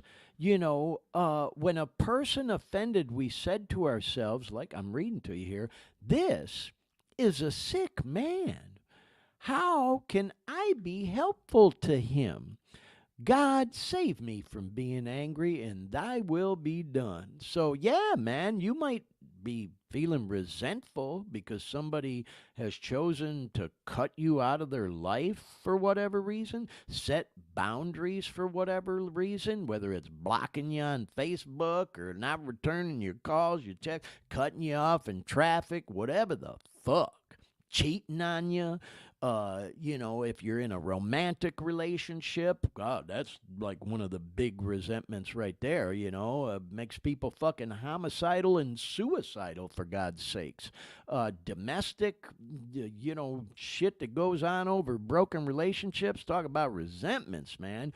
So, yeah, when someone chooses to set them boundaries, ghost you or unfriend you or whatever the fuck, it makes it a lot easier to pray for them when we apply this principle that is taught to us in the 12-step literature. When a person offends, we say to ourselves, well, this is a sick man. Obviously, they got some issues. There's something going on there. They don't even want to talk with me no more. They got some serious issues with me. I'm the one occupying space in their mind rent-free because they have been offended in some way by something I've said, or their ego is so out of control that they don't want to be associated with me or whatever, to the point that, yeah, man, you're likely dealing with another sick person. That's what I was going to say. Because we all are to a certain degree, aren't we? And we get better and have peace based on, our level of working on ourselves and our own emotions. Whether you're an addict, an alcoholic, or a so-called normie, whatever the fuck that is, So anyway, I thought we'd talk about this a little bit, y'all. Some, good information here, that I need to be reminded of, and certainly was reminded of this past week when it comes to dealing with resentments. And here is more information on that. What is the AA resentment prayer? I talked a little bit about it in the previous slide. Here it says, God, please help me to be free of anger and to see that the world and its people have dominated me.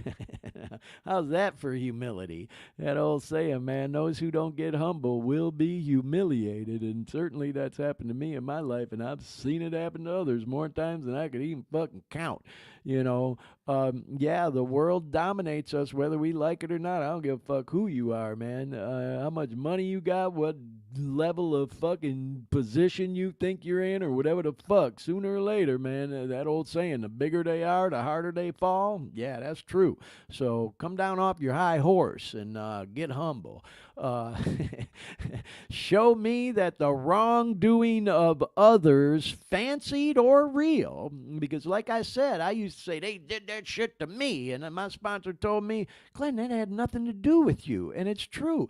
That shit was fancied. I made it up in my own mind. I thought it was all about me. It had nothing fucking to do with me. They were sick-ass people, So show me that the wrongdoing of others, fancied or real, has the power to actually kill me.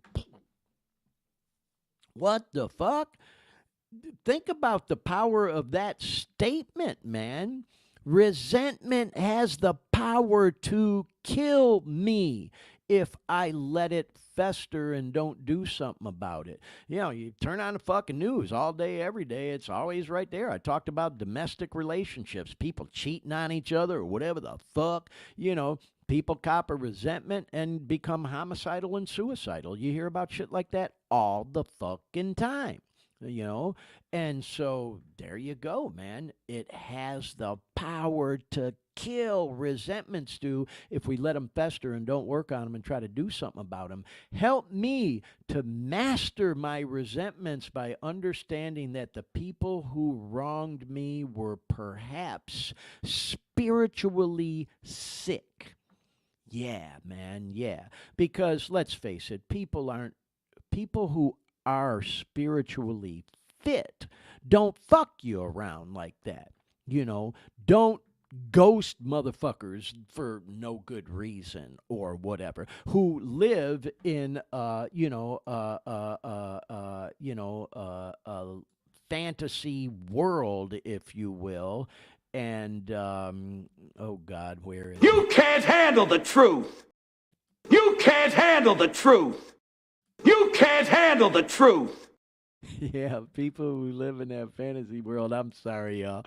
Yeah, I still got a little resentments in there, man. I'm trying to work on them, y'all, but I'm trying to have a sense of humor about it. You know, there are people who just are not spiritually fit. They can't handle the fucking truth, or their ego makes them think they're at another level, that we're below them. They're the plus, we're the minus. Oh, man, that's a whole nother topic. I talked about my old friend Denver, man. He's a big one. Taught me that whole philosophy of the plus minus. If you've never heard of it, look into it.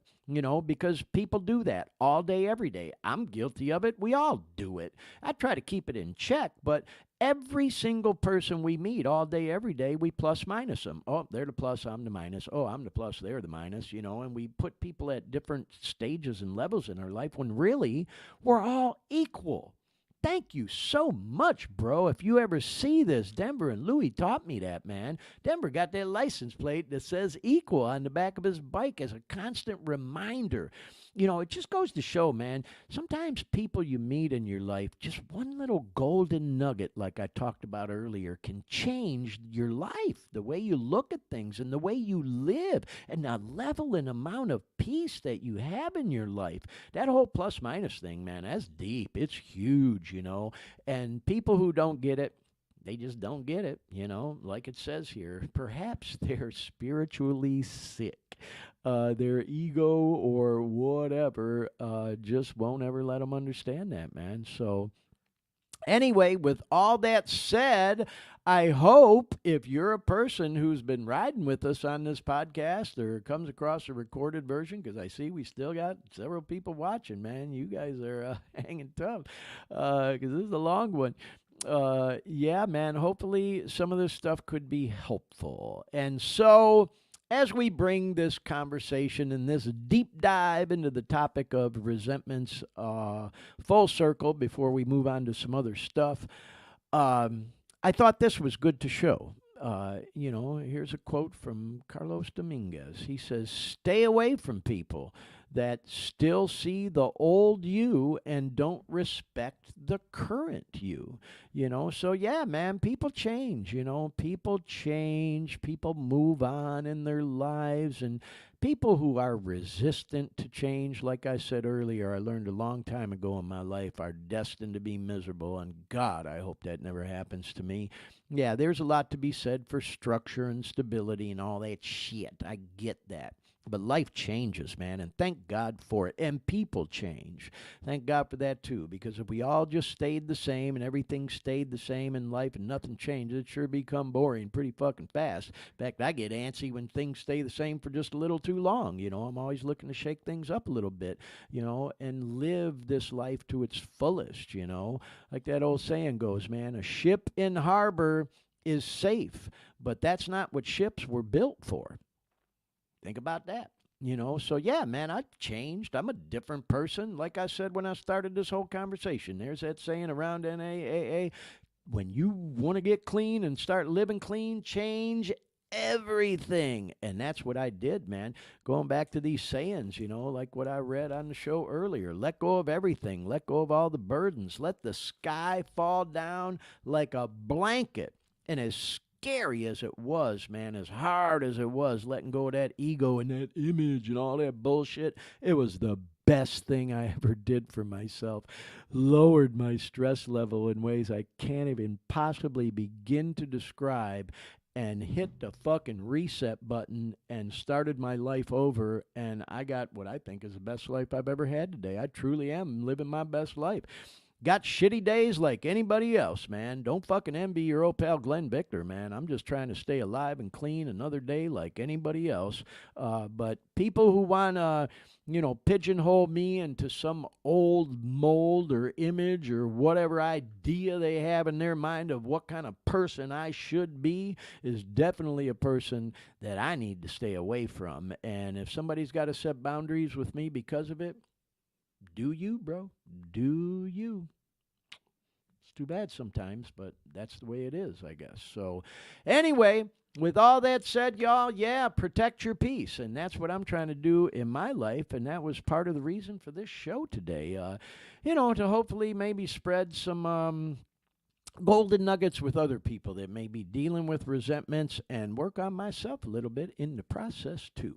So moving along, y'all, I want to talk about some DMs. And this is still kind of piggybacking off the topic that we were just talking about. Like I said, y'all, I've had people in my life who I don't hear from anymore since I started this podcast. I mean, fucking crickets. People who have distanced themselves from me, like, oh God, I don't want to be associated with fucking Glenn, or I don't want my name mentioned in the same sentence with fucking Glenn Victor, or addiction, or alcoholism, or any other shit. Stay over there, bro. Matter of fact, don't even contact me. I've had people block me.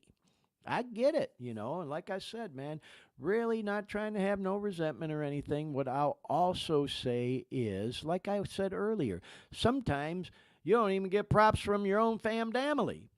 And perfect strangers or colleagues or friends send you messages like this. This is actually an old friend of mine that I've known for a long time. We don't see each other anymore or really communicate much. But I thought I'd share this, man, just to give my side of the story, if you will, for anybody throwing me under the bus because of the things I do on this podcast. Like I said earlier, that behavior is inappropriate for the program. He should not be talking like that. I can't believe he said that. Do you believe he brought that up? Whatever the fuck. Do you, boo? I'm doing me, and this podcast is helping some people, and I got a couple things here I'm going to share as proof of it.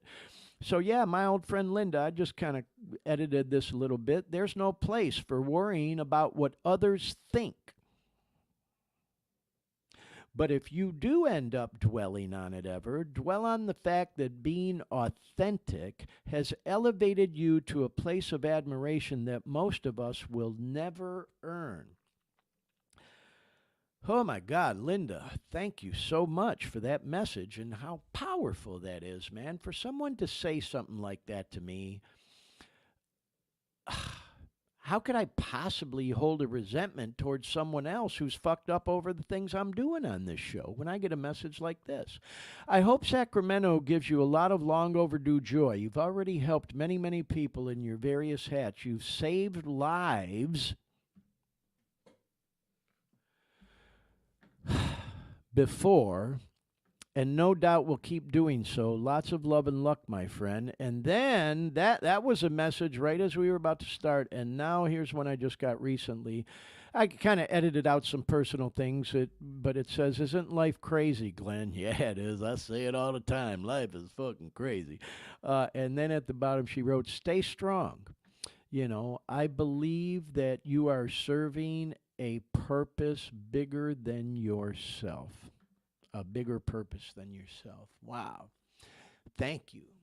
Thank you, Linda. I can't tell you how much that means to me. Here's another one. That boy Chris Soldani. We had Soldani. He's a talented musician, rapper, artist. We had him on the show a few weeks ago. God, man, what a talented guy. And I just thought I'd share this, a message he sent. Hey, man, I just want to say I really enjoy your podcast and your focus. I think it's very special, and it resonates with me and helps. Love to you. Well, love to you, bro. Love to you. God damn. Once again, man, I'm trying not to get filled up, y'all, because, you know, like I've said on here before, that boy Mike Woods was on a few weeks ago, and he talked about imposter syndrome. And if you don't know what that is, look it up and read about it, man. It's like I get that shit with this podcast. Sometimes, yeah, I second guess myself, like, oh God, what have I done now? Certain people won't even talk to me no more, or other people that fucking ghosted me, or I don't hear from so and so no more, or whatever the fuck, or they're pissed off because I did this or I said that, and I don't even know what the fuck I said, or whatever the fuck, you know what I mean? But then I get messages like this, you know. So means the world to me when I get this positive feedback, y'all. I wanted to send another shout out. These are two friends of mine. Like I said, man, sometimes you get more love from perfect strangers than you do people who've known you half your life, because they have this fucking image of you of how they think you should be or are supposed to be or whatever the fuck. When, like that boy Al Stewart said that I talked about at the first of the show, who's 78 years old, said he gets together with family for, you know, a holiday meal once in a while, and when he leaves, he thinks to himself, Jesus Christ, I have nothing in common with these fucking people. You know, what the fuck?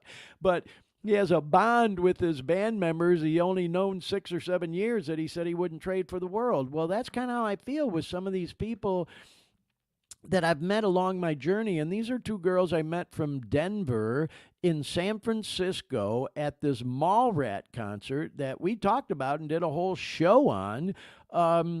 You know, two friends of mine, Aubrey and Ainsley, and they live in Denver, and I just thought I'd show that beautiful picture of them both. And so anyway, I thought I'd share this, and I know she wouldn't mind me sharing this.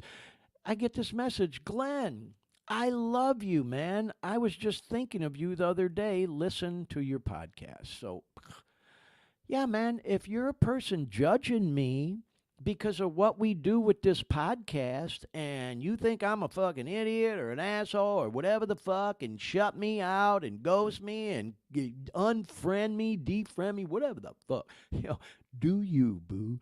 Because guess what?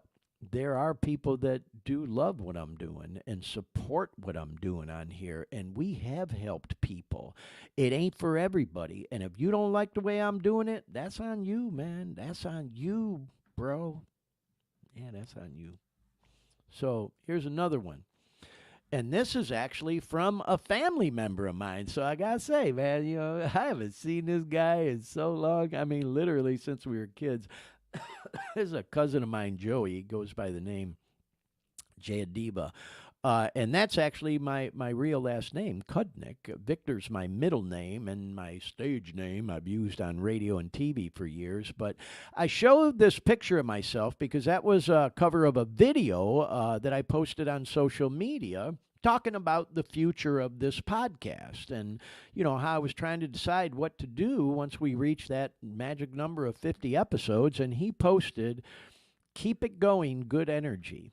I had no idea my cousin was even watching or listening to this podcast. None whatsoever. And here I get a message like this from him, and he's like a pretty cool dude from what I understand. It's been a long time, but into, you know, spirituality like me and you know, the whole yoga-esque lifestyle and all that, if I'm, you know, following everything that, you know, I am correctly. So this comment meant the world to me too, man. You know, people are different, you know, it ain't for everybody. People like different things. So anyway, shout out to my friend Linda, to that boy Soldani, to Aubrey and Ainsley, to my cousin, you know, Jayadiba. These are just a few, y'all. I got a fucking message this morning that blows my mind of someone reaching out for help. You know, we get it all the time, y'all, all the time. So yeah, more to come on all that, y'all. So anybody who got an attitude or resentment toward your old pal Glenn on things I talk about or say on this podcast, man, you know, others are relating. So maybe it just ain't for you, you know. It is what it is. Moving along, I thought this was the perfect slide to transition out of all that, y'all. Be Victor. The world will adjust. And I thought that was a good one because I don't know if you can see it. But I have a Joe Cool Snoopy tattoo, and I came across this online. Yeah, B. Victor. That's, you know, my middle name and the name I go by, Glenn Victor. The world will adjust. yeah, man, life ain't perfect. People come and go. Just sometimes it's hard when, people turn out to be someone other than who you thought they were, or, develop opinions of you that you don't necessarily think are justified or whatever the fuck, like I said, maybe, it's a situation. You can't handle the truth. You can't handle the truth. You can't handle the truth. Should we do it one more time, y'all? One more time. You can't handle the truth. I had to do it. I'm sorry. That's me just kind of adding a little touche salt to the wound. But anyway, y'all. So, with all that said, I hope some of the information I shared there was helpful to some. This is a long show. It's coming up on one of the longest we've ever done, with the exception of our Christmas and New Year's shows. But we're going to move on now, y'all, and talk a little bit about the opioid crisis in the news, just real quick, and then I got some cool shout-outs, and then we're going to wrap the show up. It'll be done here probably within the next 15 minutes or so, y'all. This is going to be a fun part of the show. That was the educational part we just finished, and hopefully healing part for some, including yours truly. All about resentments and the steps and all that other stuff, But the opioid crisis in the news, y'all.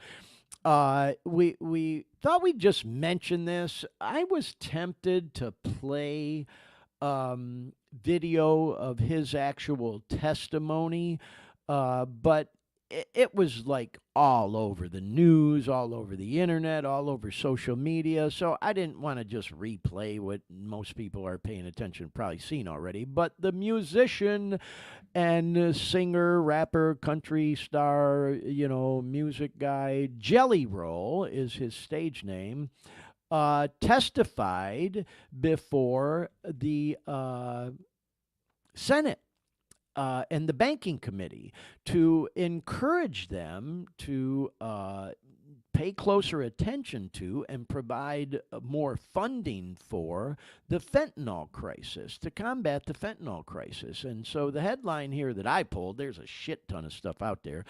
Jelly Roll, former drug dealer and current Grammy nominee, speaks against fentanyl to the Senate. It's very moving, very powerful, y'all. The dude has a gift, man, very articulate. He had some notes there, and he had a safety net guy sitting next to him and stuff like that. But, man, he had a very powerful speech that I can't encourage you enough, to go watch, because let's face it, man, this shit's killing people still left and right. Like I often say on here, if you think the opioid crisis is getting better, you're badly mistaken. It's only getting worse. We had another story that I was going to show on the podcast today, but our boy Dean has gone MIA on us. I don't see him. Oh, there he is. All right. Well, hey, Dean, I'm sorry, bro. Do we have that video of the Sacramento ODs ready? Because, y'all, I just thought we'd talk about this. I've spent a lot of time on this podcast talking about the drug crisis, the fentanyl crisis, the opioid crisis in the Tenderloin district of San Francisco. I've talked about it in Miami. I've talked about it in Detroit. We've talked about it in Philly, in West Virginia. We've talked about this, drug scourge in Canada, in Israel, for God's sakes. We talked about it in Mexico, all over the world, all over the country, all these different cities and places, but haven't really talked much about it right here in my own backyard of Sacramento, California. Well, guess what? Just here in the past couple days, y'all. Oh my God, I'm trying not to get emotional. It's so fucking sad. It's like I just said, it goes to show this shit is not getting better. It's still getting worse, y'all.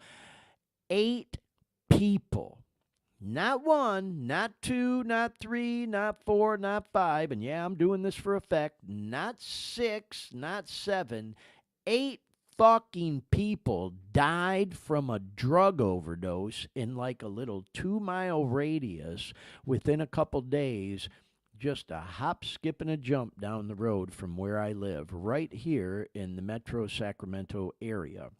It's a hot batch, y'all.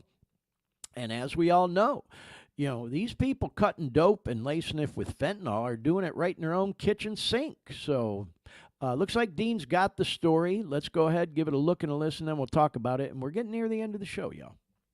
The area that we're talking about, today's overdose death happened at a motel off of Folsom Boulevard. So you see downtown Sacramento on the left-hand side of your screen. And then if you go into this particular area, Rosemount La Riviera, this is the area that we're talking about right before you get to Rancho Cordova. And detectives saying all the ODs occurred within that 2-mile area, leading them to believe that the drug, which was cocaine, was possibly containing fentanyl and did come from the same person or the same group of people. The East Sacramento drug overdose crisis continues. This morning, sheriff's deputies and fire crews responding to Vince's Motel along Folsom Boulevard. The victim did not survive.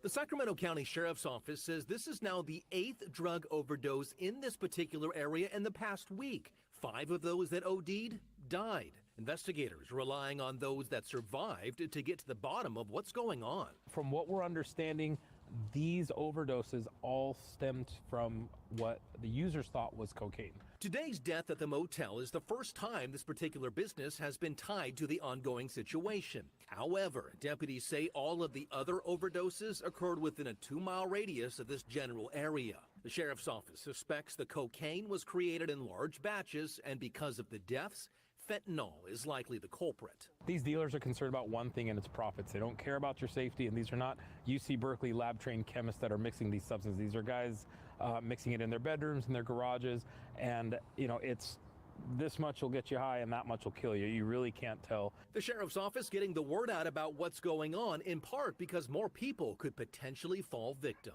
We've got folks out there investigating. Our ultimate goal is to find out where it's coming from. And while deputies look for the person or group responsible, you will remember that back in October, Placer County became the first county in the state to hand down a murder sentence related to a fentanyl death. Wow. Mothers and fathers. Yeah, I appreciate you showing that one, Dean. Yeah, and I mean, that was just, it's like a whole series of stories, but that was pretty intense, man. 8 people dying from an OD, and that's just like I said, y'all, in the past few days here in the Sacramento area. So if you're a person using, and you might come across our podcast because you're looking for information or a way out, I hope that story slapped you right in the face, man. And all the more reason I say, yeah, I might get a little self-conscious when I do this show from time to time about putting myself out there and all that shit, but that could have been me, y'all. That could have very easily been me. Like I say on here many times, man, I truly feel like I am living on borrowed time. I could have came across some of that bullshit dope, fake pills laced with fentanyl just as easy as any of them folks. And thank God I'm still here. And hopefully what we're doing with this podcast might help save someone else too. So, with all that said, y'all, yeah, just a couple quick stories in the news this week. But we keep our eye on it all the time, and we'll keep you posted on anything that we think we need to be talking about when it comes to the opioid crisis in the news. But right now, we're going to do some shout-outs. We're getting near the end of the show. I had to show this, man. Shout out to them boys, Derek, Buddy, and Bill. There we are, y'all. This came up in my memories on Facebook this past week. You can see it's dated January 15th of last year. And I put about last night and the weekend, best crew ever.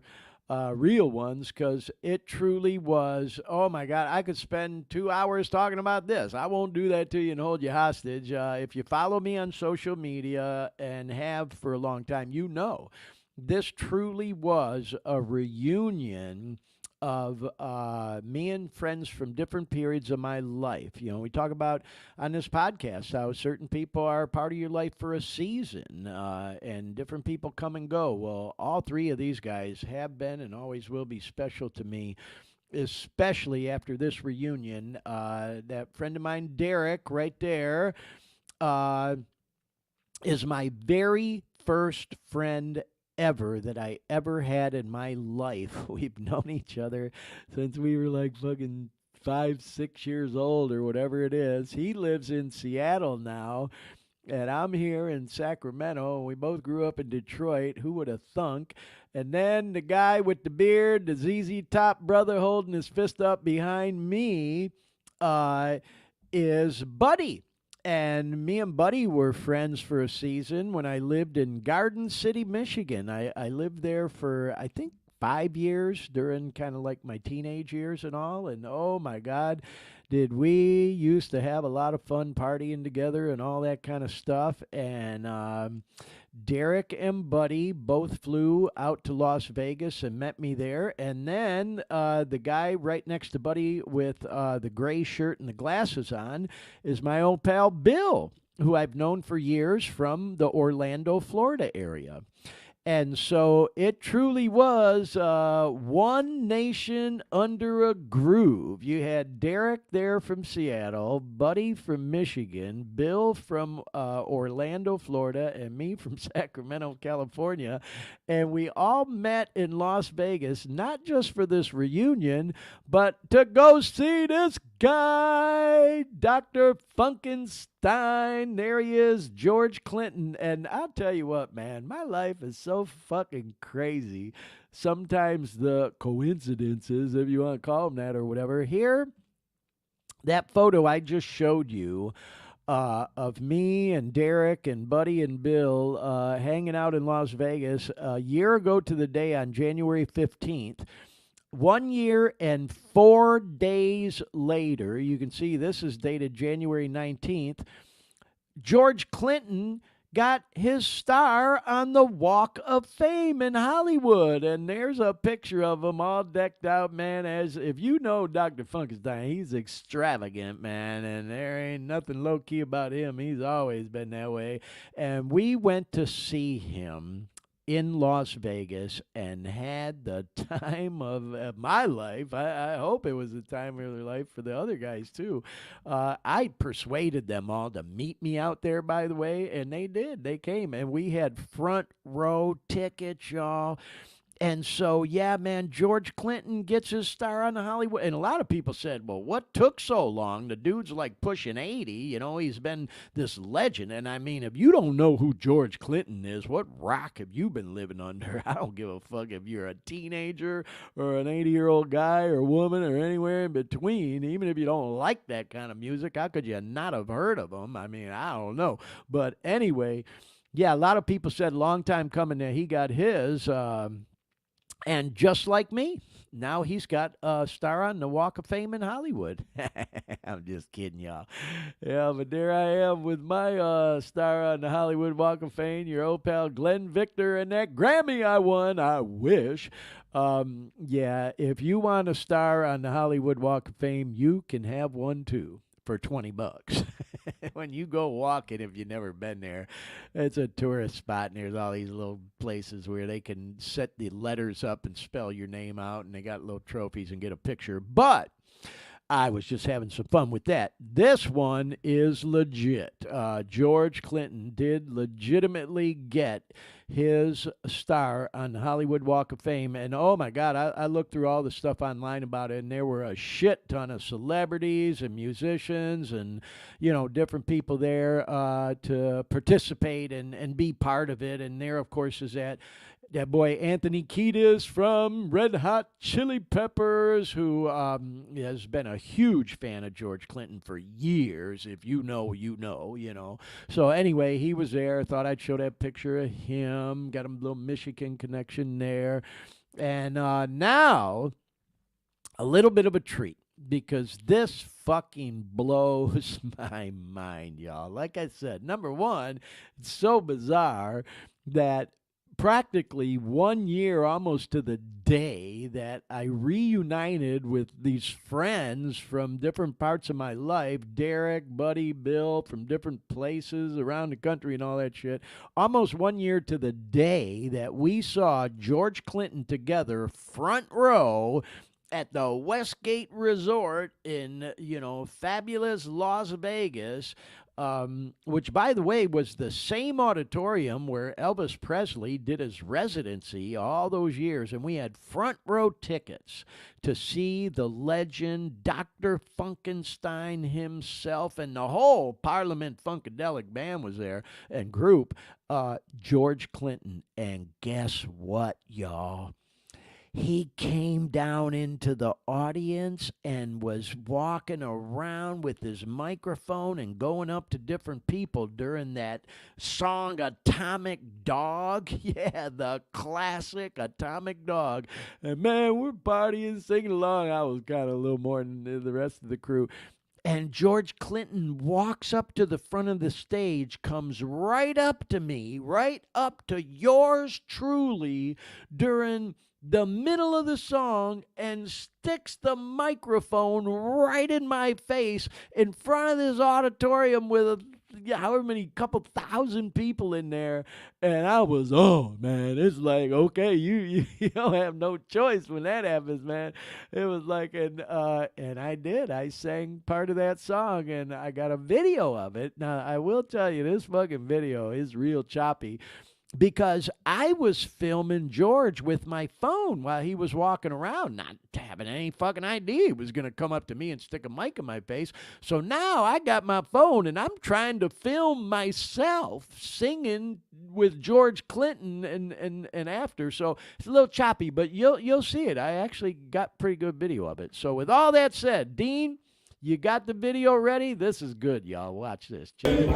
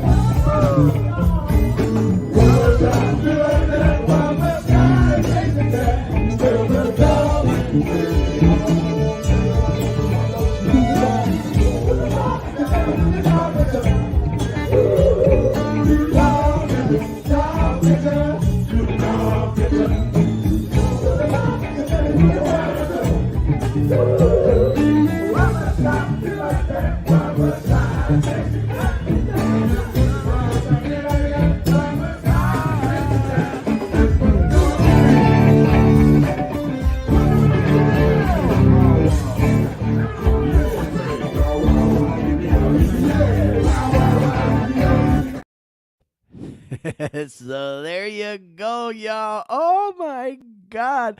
Just watching that video like transports me back to that place and time, and it's just so surreal. I still can't believe it. I have loved George Clinton since, God, I was a little kid, man. I just One Nation Under a Groove, and, We Want to Funk. Oh, you get it, man. All that stuff.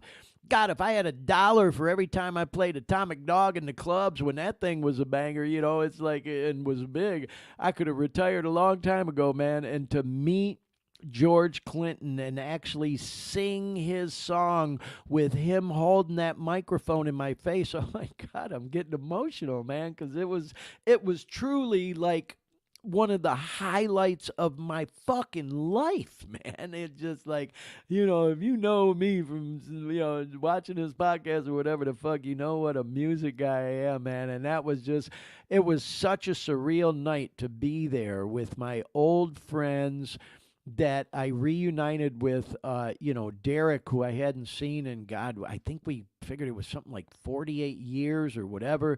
Buddy, who I hadn't seen in 30-some years. There's a long story of how Bill and I ended up there together that's pretty powerful. And for that to happen to me, it just still blows my mind watching that video and thinking about it. You know what occurred to me watching that video is there was really, just like with this podcast, man, it ain't for everybody. And there's some people who may have watched it or whatever and just like, God, what's he getting like filled up over George Clinton? Are you kidding me? God, you wouldn't have caught me there dead, Some people really feel that way, It's like, okay, whatever, But you could see that was a very eclectic crowd, man. There was black, there was white, there was older, there was younger, that one hot girl, and just everybody was vibing and having such a great time. I mean, there was like no drama. Even the guards and security, they were just letting us do our thing and vibing. And I mean, it was truly one of the best nights of my life. I can honestly say that, y'all. I had so much fun. And what a fucking coincidence that 1 year later, almost to the day, George Clinton gets his star on the Hollywood Walk of Fame, man. So cool. Yeah. So anyway, had to do a shout out to them boys, Derek, Buddy, and Bill, and of course to Dr. Funkenstein himself. Don't know if he'd ever see this, but hey, we hashtag and all that other stuff. George Clinton, what an honor it was to meet you, bro, and sing your song with you while you held the microphone in my face. Just amazing to me. So anyway, y'all, okay. We're going to move along now. We are almost done, y'all. This turned into a much longer show than I ever thought it would. I thought we might knock this one out in a couple hours. But like I said, man, I don't script this thing. I make an outline. I have structure. We have slides. We have videos. Matter of fact, we had a couple things we didn't even get to tonight. There was a couple videos we were going to play, but, I got off on some other topics and went a little bit deeper into some topics than I thought I would. So the point I'm making is, we just go with the flow sometimes. And God bless you, Dean, and thank you for your patience, man, hanging tough with us on this show. I know it turned into be a long one, man, but I really, truly feel, y'all, like this was one of the most, and I hope I'm saying the word right, substantive. Is that how you say it? The one of the additions of this program that had the most substance when it comes to actual practical ideas for dealing with something as powerful as resentments, like we talked about. It's considered the number one offender that destroys alcoholics and addicts. And we took some time to really do a deep dive into talking about some practical ideas for dealing with them. And I'm going to give you one more tidbit because I meant to mention this earlier. Only take a second. This is something I learned when I was going through rehab. When I went through treatment at a place called Brighton Hospital up in Michigan, one of the most respected treatment centers in the entire country and one of the oldest ones out there too. In fact, that boy Marshall Mathers, Eminem, went through treatment there. He raps about it in one of his songs. And that was a good trip for me, y'all. When I went through there, I came out and stayed clean for 6 years before I relapsed on the opiates. And anyway, where I'm going with that is one of the exercises we did there when it came to resentments and just, journaling or writing about things that were really fucking with you or affecting your peace or your mental state or whatever was we wrote. You didn't have to. I did. I was really trying to heal there. I did good work when I was there, and I wrote a lot. And we had some campfire meetings. And one of the suggestions for us that did choose to do some deep dive writing was when we were done, writing about our resentments, our harms, our amends, whatever the case may be was, and I had pages, to bring them to the bonfire meeting and let them burn and go up and smoke. And it was very, very, what's the word I'm looking for? It was very healing to start with. very ritualistic, if you want to call it that, whatever, where, several of us did it. And, we took time to talk a little bit before, and then we just laid all the pages in the middle of the bonfire and let it all go up in smoke. And everybody kind of would say together, let it go.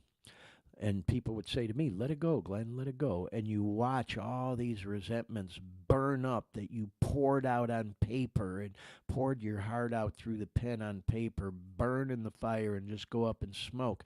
So, yeah, it was very, I'm trying to think of the word. I'll come up with it later, but it was very ceremonious, if you will, symbolic. That's the word I'm looking for. It was very symbolic and a way to actually go through this process of letting go of those resentments. So what I'll say to you, y'all, kind of in closing, as we, go into some of these little funny memes before we wrap up the show, is you don't have to go into drug treatment to do something like that. You don't have to go to a rehab. You don't even have to be an addict or an alcoholic. You got shit that's fucking with you, resentments, anger, whatever the case may be. Boy, there sure is power in the pen, man. We got all this stuff floating around up in our head that fucks with us all day, every day, in one ear, out the other, and it's there. But, man, the pen can be a great outlet. You write that shit down on paper, and now it's something tangible that you can look at in black and white, man. That's one thing I will say about 12-step programs, man. They give a lot of relevance to writing stuff down because it's important and it's true. It's very healing. So what I'm saying to you is, yeah, you could go through that little process I just described right in your own backyard. Or, there's bonfire meetings usually around every city or town I ever been to. I know we got one right down the road here in Sacramento. I know they got one in Orlando area, Detroit area. You pick your city, man. There's always some kind of bonfire meeting. And it is kind of a symbolic way to let those resentments go. Write them down on paper, man, and just let them go, Protect your peace. Okay, so let's end the show on a humorous note, y'all. Our little funny memes header, I like that. So here's one that I thought applied to everything we talked about tonight. Look, guys, I know I've been bad. I've said and posted things many of you found to be unfavorable. However, with your help and a little bit of encouragement, I can become so much worse. I love it, man. And then here's one. This is kind of a play off of the New Year. Is it still appropriate to tell people Happy New Year? I did have someone tell me Happy New Year a couple of days ago who I hadn't seen since before the New Year, but I think we're getting kind of late in the year to be saying Happy New Year now. But nonetheless, this one says, to those I offended in 2023, try to improve so I don't have to do it again in 2024. I loved it because, like I said earlier, man, sometimes people cop a resentment toward us or did something to us or choose to ghost us or distance themselves from us or whatever. And we take it so personal when actually it may be the other person that's spiritually sick or unfit or whatever the case may be. So, yeah, man, try to improve. So, anyway, a lot of people are learning from you in private, but will never let it be known in public. I talked about some of them people I know that have blocked or unfriended me on Facebook or Insta or social media, and I think they check back in every once in a while. And you know how I know is because, they're gone, but then every once in a while they appear in my people you may know line or whatever. Or maybe it's just somebody that's always, and I think it has to do with the algorithms. They're stalking your page, so all of a sudden now the algorithm thinks, oh, well, let's put them into people they know. So we see you out there. Ooh, ooh, ooh, ooh, ah, ooh, ooh. We see you. And so, yeah, man, I think a lot of people do stalk other people's social media, Facebook, Insta, whatever the case may be, and maybe even in some cases this podcast. And hopefully, I mean that. I know that was a sarcastic one to put up there, but I mean it sincerely. Maybe there are a lot of people learning from something we talk about on this podcast in private, and maybe never let it be known in public, and that's fine too. We don't care, man. We love the props we get, like those DMs I shared. But if someone's learning something in private that might help them with their piece or to get through even one day longer clean, that's fine with us. So, moving along, someone said, be careful what you put on the internet. Talking about all that. It'll be there forever. So maybe that might even have something to do with people having issues with shit I put out there. Like, oh my God, now that shit's out there forever. But if that's true, then where the fuck are my MySpace pictures? Who remembers MySpace, man? You know, I will tell you, I've said on here before, I'm no stranger to this social media shit. You know, I jumped off for a long time, man. I was just over it. You know, it is exhausting sometimes, but, you know, I've been going balls to the walls with it since we started this podcast, and even several months leading up to it, just to kind of get attention so people, you know, would know we were doing it and all. But, my first go around with social media, like a lot of people, was back in the MySpace days. And boy, I'm having memories of Napster when we would download music and all that stuff. But yeah, man, MySpace is it's like a ghost town now with tumbleweeds blowing through and all that other shit. I don't even know if you can still log. I wouldn't know my password if my life depended on it and all that other stuff. I know they were supposed to have converted it to some kind of music site or something. I may have to go check it out again one day. I don't even know if it's still a thing. But yeah, you know, I thought that was a funny one to share and relevant with everything we talked about tonight. And then, y'all, this is our final slide of the night, and then we're going to wrap our show up. I posted this, lifted this from a friend of mine, John, this past week. Shout out, John, if you see this. I told him I got to take that and repost it. And I had more people like and comment on this than I have something I posted in a long time. When I'm 80, I don't want people to say, what a nice old man. I want them to say, oh my God, what the hell is he up to now? And I put, if I make it that long, because, man, I tell you, I've always, have to say, always worked hard and played harder. And if I make it to 80, I'll be amazed, you know. But hopefully I can stay healthy, and I do, you know. And if I do, yeah, I damn sure hope nobody's saying, oh, God, what a nice old man. I hope they're saying, like, oh, my God, what the fuck is Glenn up to now, you know? And so with all that said, y'all, this was a marathon, long-ass edition of the Dare Me podcast, but we have now, in fact, come full circle with this edition of the show, episode 45, just 5 more to go, y'all, till we reach that magic number of 50 that I committed to when we started this whole process. And then, as we talked about last week, the week before last, actually, we got plans. We got plans for the podcast. There's changes coming and all that other stuff. But we'll keep you posted on all that. Thank you so much if you watched live, if you listened live, if you come across the recorded version. We appreciate your support of the podcast. Sincerely hope that we might have talked about or shared anything tonight that might have been helpful to anyone, even if it was just a little portion of the show, because we know people don't listen or watch for the whole damn tonight 3.5 hours of the show. Even like myself, when I watch or listen to podcasts, I bit piece it. I might catch a half hour here, 20 minutes there, and, you know, hour later, whatever, you know, or maybe, you know, get bored with it and not catch the whole thing, just from time to time parts of it. So we hope, again, that something we say or talk about on this show might help someone. And with all that said, I've said it before, I'll say it again. If you're going through hell, keep fucking going. You'll come through the other side. Don't give up. Just keep going. And if you're struggling with any type of addiction, whether it's opiates, any other drug, you know, you can get through it. I'm living proof of it, y'all. Coming up, hopefully, good Lord willing, on 3 years clean again, March 11th. And oh man, is that going to be a celebration? on the Dare Me podcast when that day, hopefully, good Lord willing, comes. And so with all that said, just want to say thank you to our rock star and very patient co-host and producer, Dean Baker, who has been following along live from the Dare Me podcast and PFX Media studio in Orlando, Florida, all night long. Thank you so much, Dean, for keeping us live on the air. Anything you want to add before we call it a night, bro?